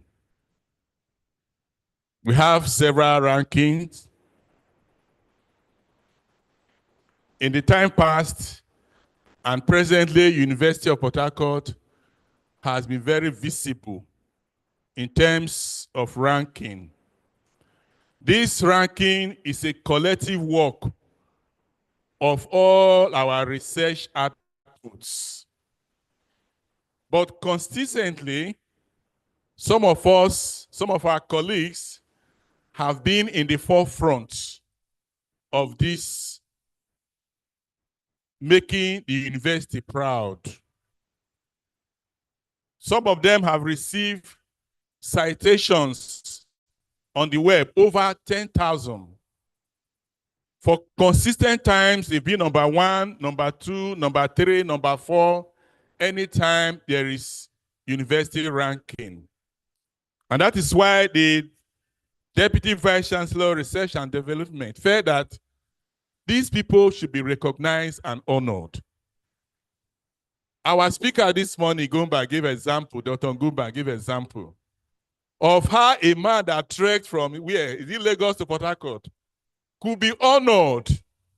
And a man who won an international award, the governor was not willing to see him. So sad. So sad. We will produce a best graduating student in a convocation. Nobody honors him. But some people who play tricks, is it Black, Nigeria, Africa, I've been a which one? Tell me now. Those are the people that Share will give award to. Those are the people NNPC will recognize. Those are the people that they felt have done better than the man who cracked his head to get a first class. Where, if they don't recognize us, we will recognize ourselves. We shall not be tired of saying that we are academics and we are doing the work. I'm tempted to say, praise the Lord. So this morning, or this afternoon, we want to recognize our very good friends, about 7 of them, who have contributed, who are outstanding. We are taking the first 10. Otherwise, first year, 20, some of us are more, in the list. If you go to the internet, you will see some of our names there. So please, this morning, I want to invite Professor Mrs. Mary Nwundu and Professor Friday Nwundu to handle this aspect of the presentation.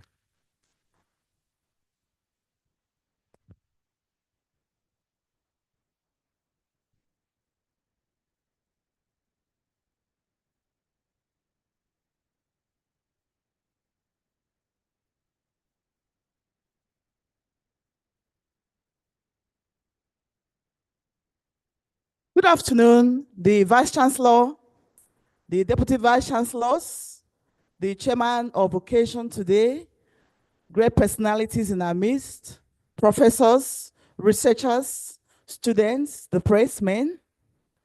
Thank you for honoring our invitation, and thank you for being here. We're going to call some of our researchers, and we would also like to invite some deans to help us hand over the various awards to them. So help me honorably clap for Dr.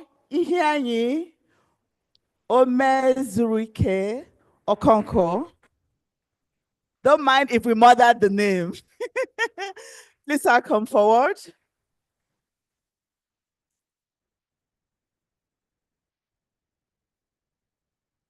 Professor Okonkwo.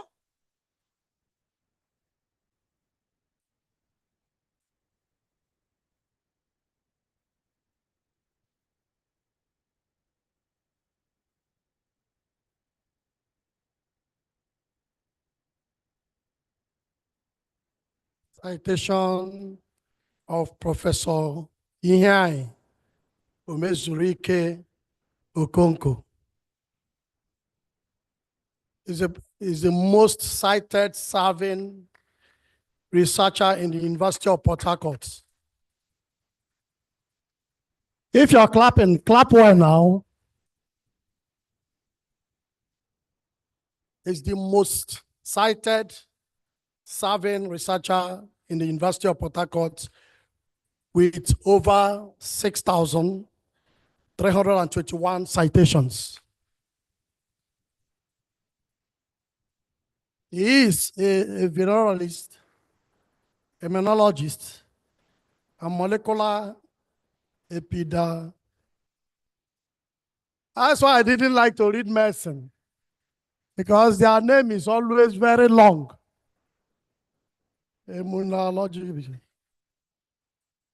Of current research focus in genetic diversity of viruses, drug resistance, and tropism, all of which are highly understudied in Nigeria. He has over 500 publications. Put your hands together for him. He's a Fulbright scholar, a Fulbright visiting researcher at the New York University School of Medicine, and a fellow of the African Doctoral Dissertations Fellowship on HIV. He didn't clap that one.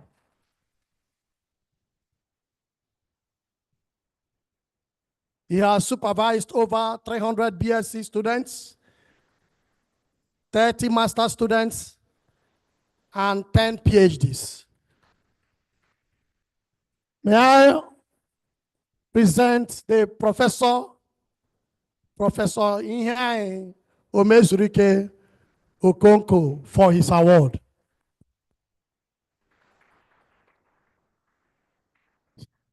Prof, smile small now. You have tried for the university.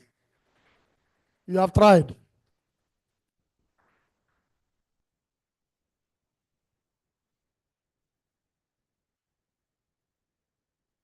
Thank you. Thank you. Thank you. Can you make welcome Professor Akpan Ikot?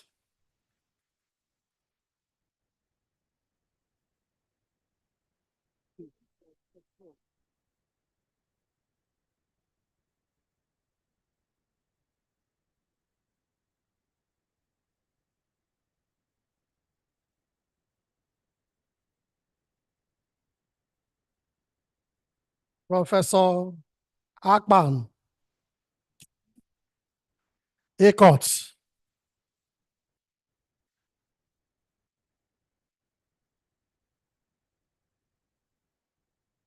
He is the second most cited researcher in the University of Port Harcourt. If you're clapping, clap well. Vision is not a joke. With over 5,583 citations, a best graduating student in physics from the Faculty of Science, University of Calabar. He is listed in the top 500 most published Nigerian scholars by Elsevier in 2009, and listed as the top 2% of scientists by Stanford University and Elsevier 2024. Hands together for Professor Eckert.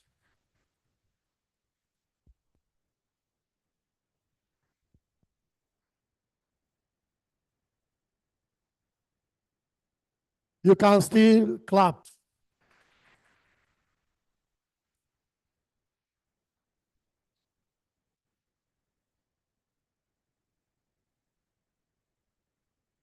All right. Have a make welcome Professor Adrebobo Hart.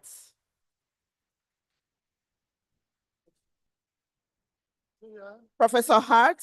I saw her. Do you have any representative? Okay. She is. Okay. Okay.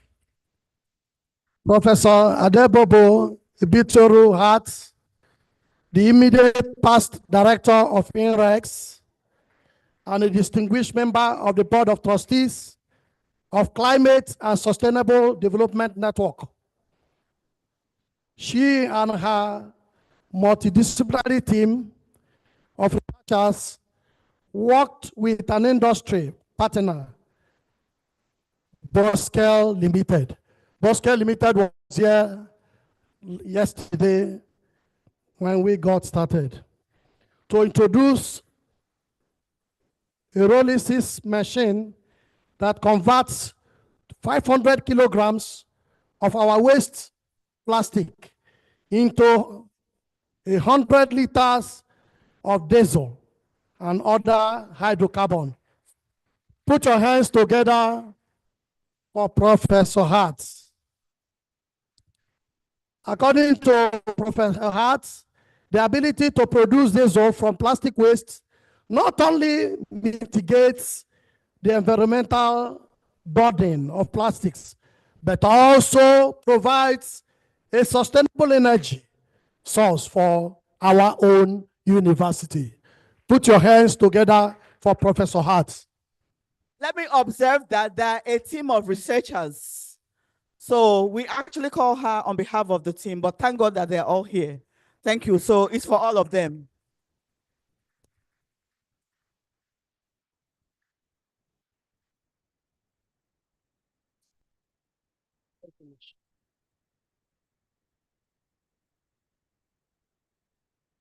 You can do better. They don't buy clapping in the market. You can clap and clap and clap and clap.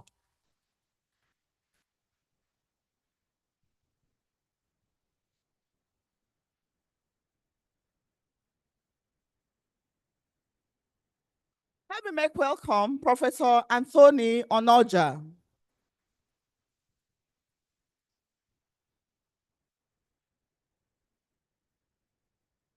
Professor Anthony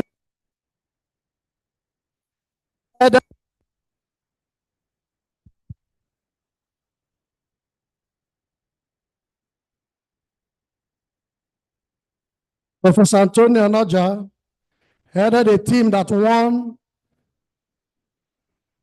an Euro-funded Create Green Africa Consortium under its intra-Africa academic mobility schema.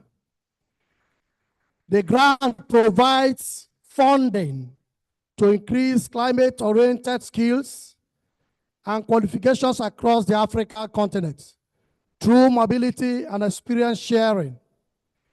The project over the next 4 years we train 35 masters and 12 PhDs in several thematic areas. Please put your hands together now. You don't know whether you're going to be one.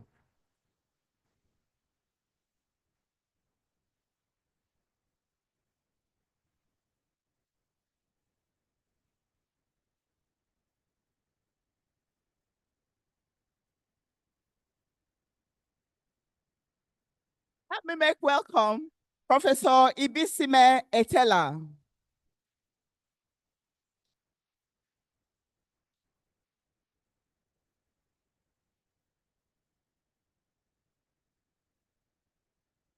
Help me respectfully welcome Professor Vincent Idemio.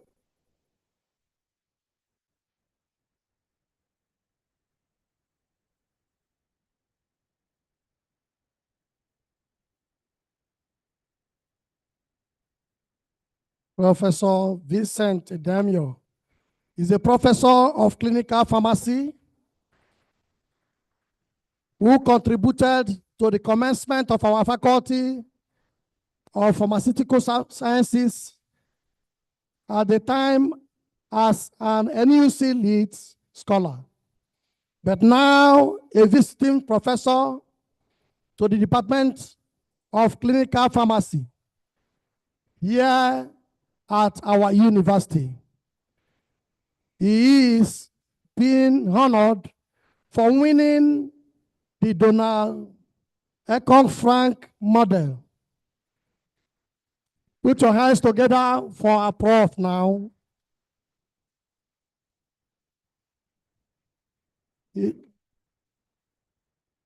And the individual significant contributions to advance pharmacy practice. Professor Idemio has continued significantly to improving outcomes for patients with HIV and AIDS.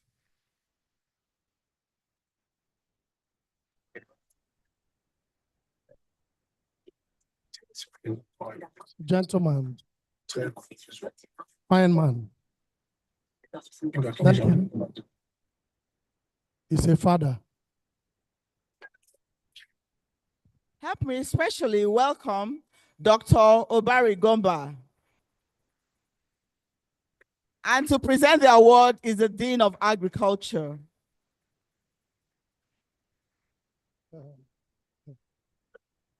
Just stand for you. Dr. Obari Gomba.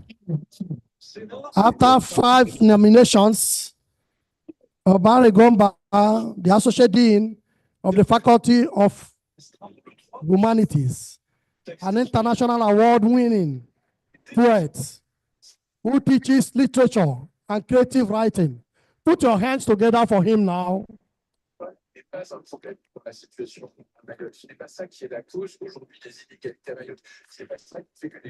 Who teaches literature and creative writing, won the 2023 Nigerian Prize for Literature and for his play, Greets, published by Bill House of the Arts. The prestigious award is worth $100,000 US in prize money.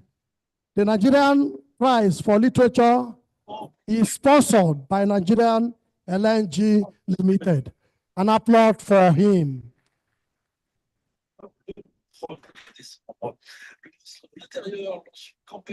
He's smiling, sir. Congratulations. It's a lot of money. I thought you were giving us some so that we can begin to plan for next year Innovation Week.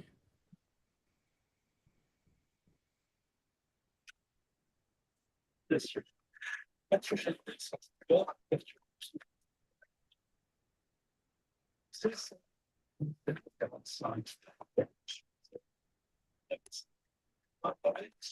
me welcome Professor Ibisime Etela.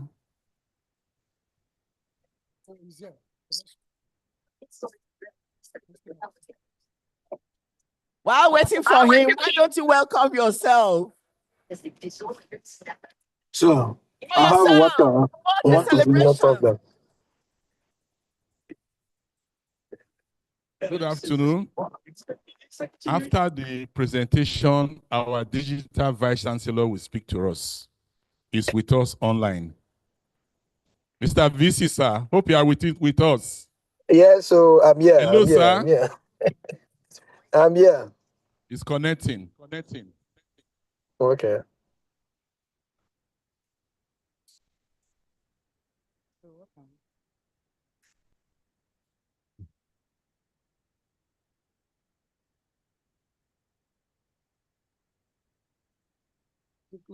Is it closer? We don't have time.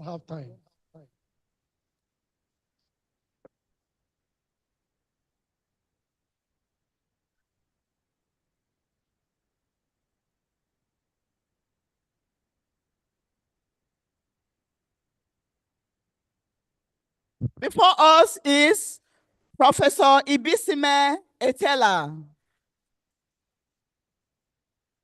Professor Teller is the immediate past dean of our Faculty of Agriculture and a professor of animal science. He led the team on behalf of the University of Port Harcourt to win the MasterCard funded and Regional Universities Forum for capacity building in agriculture. He implemented grants transforming Africa agricultural universities to meaningfully contribute to African growth and development phase 2. The total budget for the project is $3,623,407 US for 10 years. If you are clapping, clap well. All these monies we are announcing, Innovation Week will be due next year. So please remember us.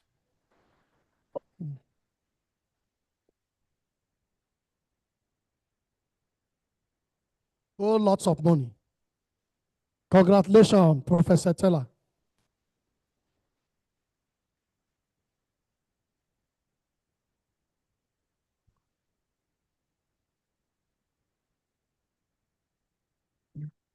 I think I'm done.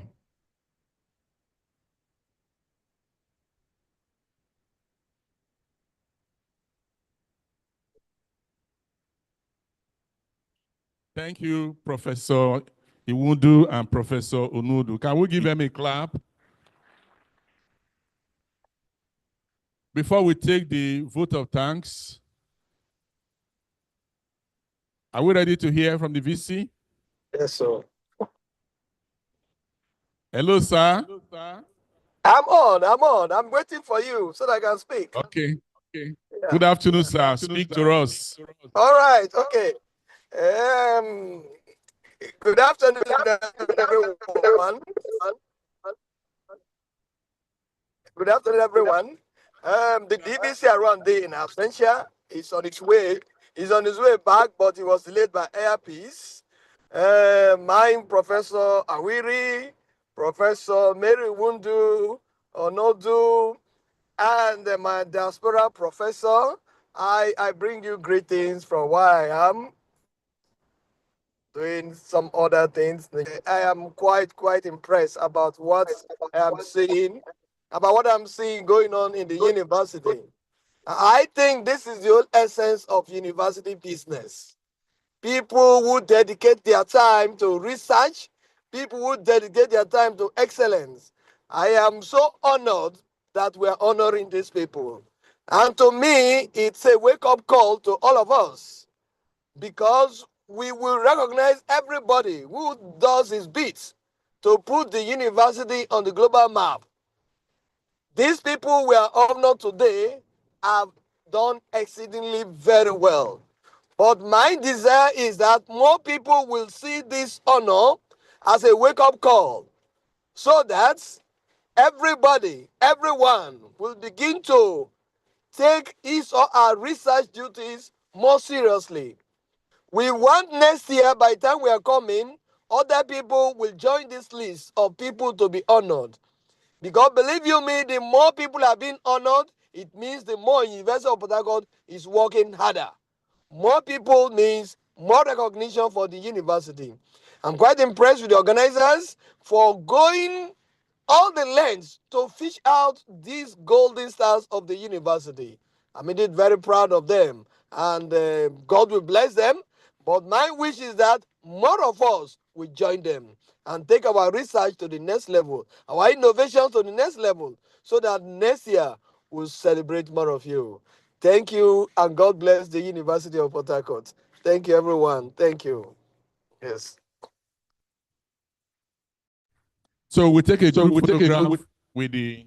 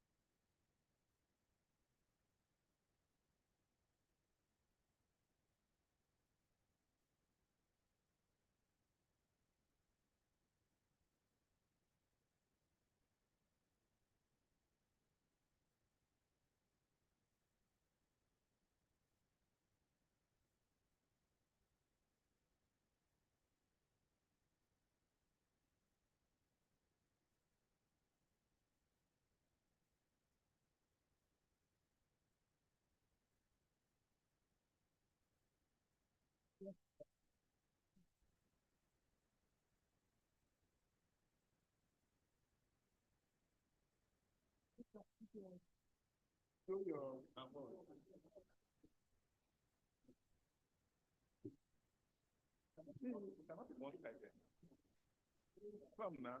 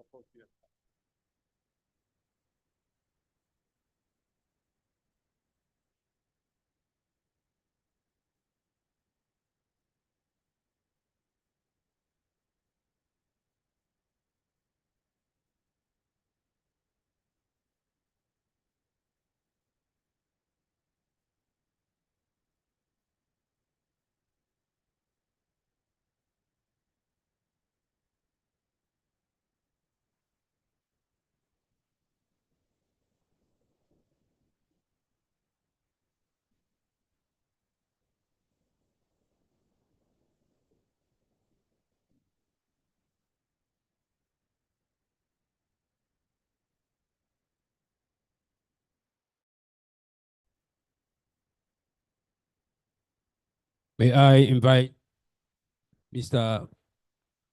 Uduma Ekpa for the vote of thanks. Good afternoon, distinguished ladies and gentlemen. Our dear VC, sir, please permit me to stand on the already well-established protocols. On behalf of the University of Port Harcourt Innovation Committee, let me first of all thank our very dear Vice Chancellor for his unalloyed support throughout the preparation of this event. Thank you very much, sir. I want to specially thank all our keynote speakers for the very fantastic presentations. You have really stimulated our interest, and we believe that come next Innovation Week, we will see new and very creative ideas. I want to thank the deans for their very strong participation, motivating students. This hall was always filled. We thank the students for taking time to sit throughout the lectures. I want to believe that you've also been stimulated.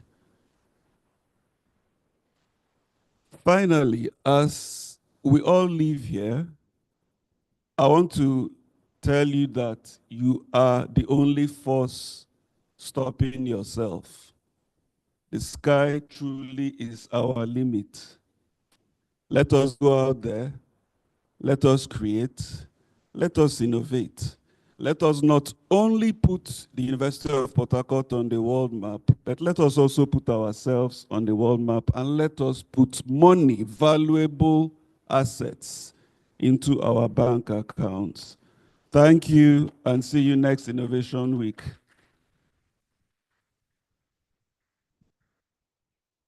Thank you.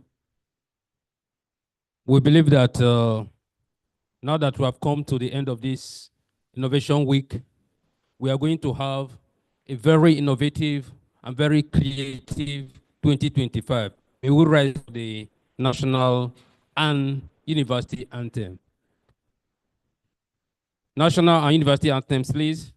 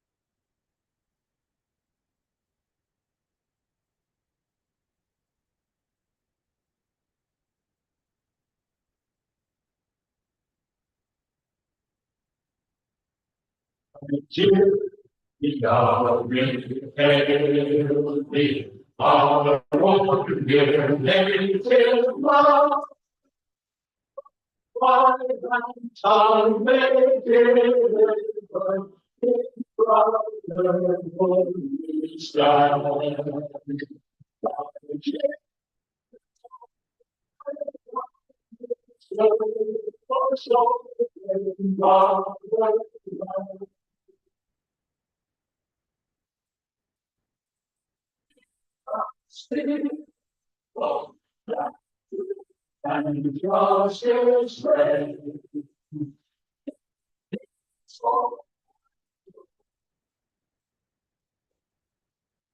Speak mountains, yeah.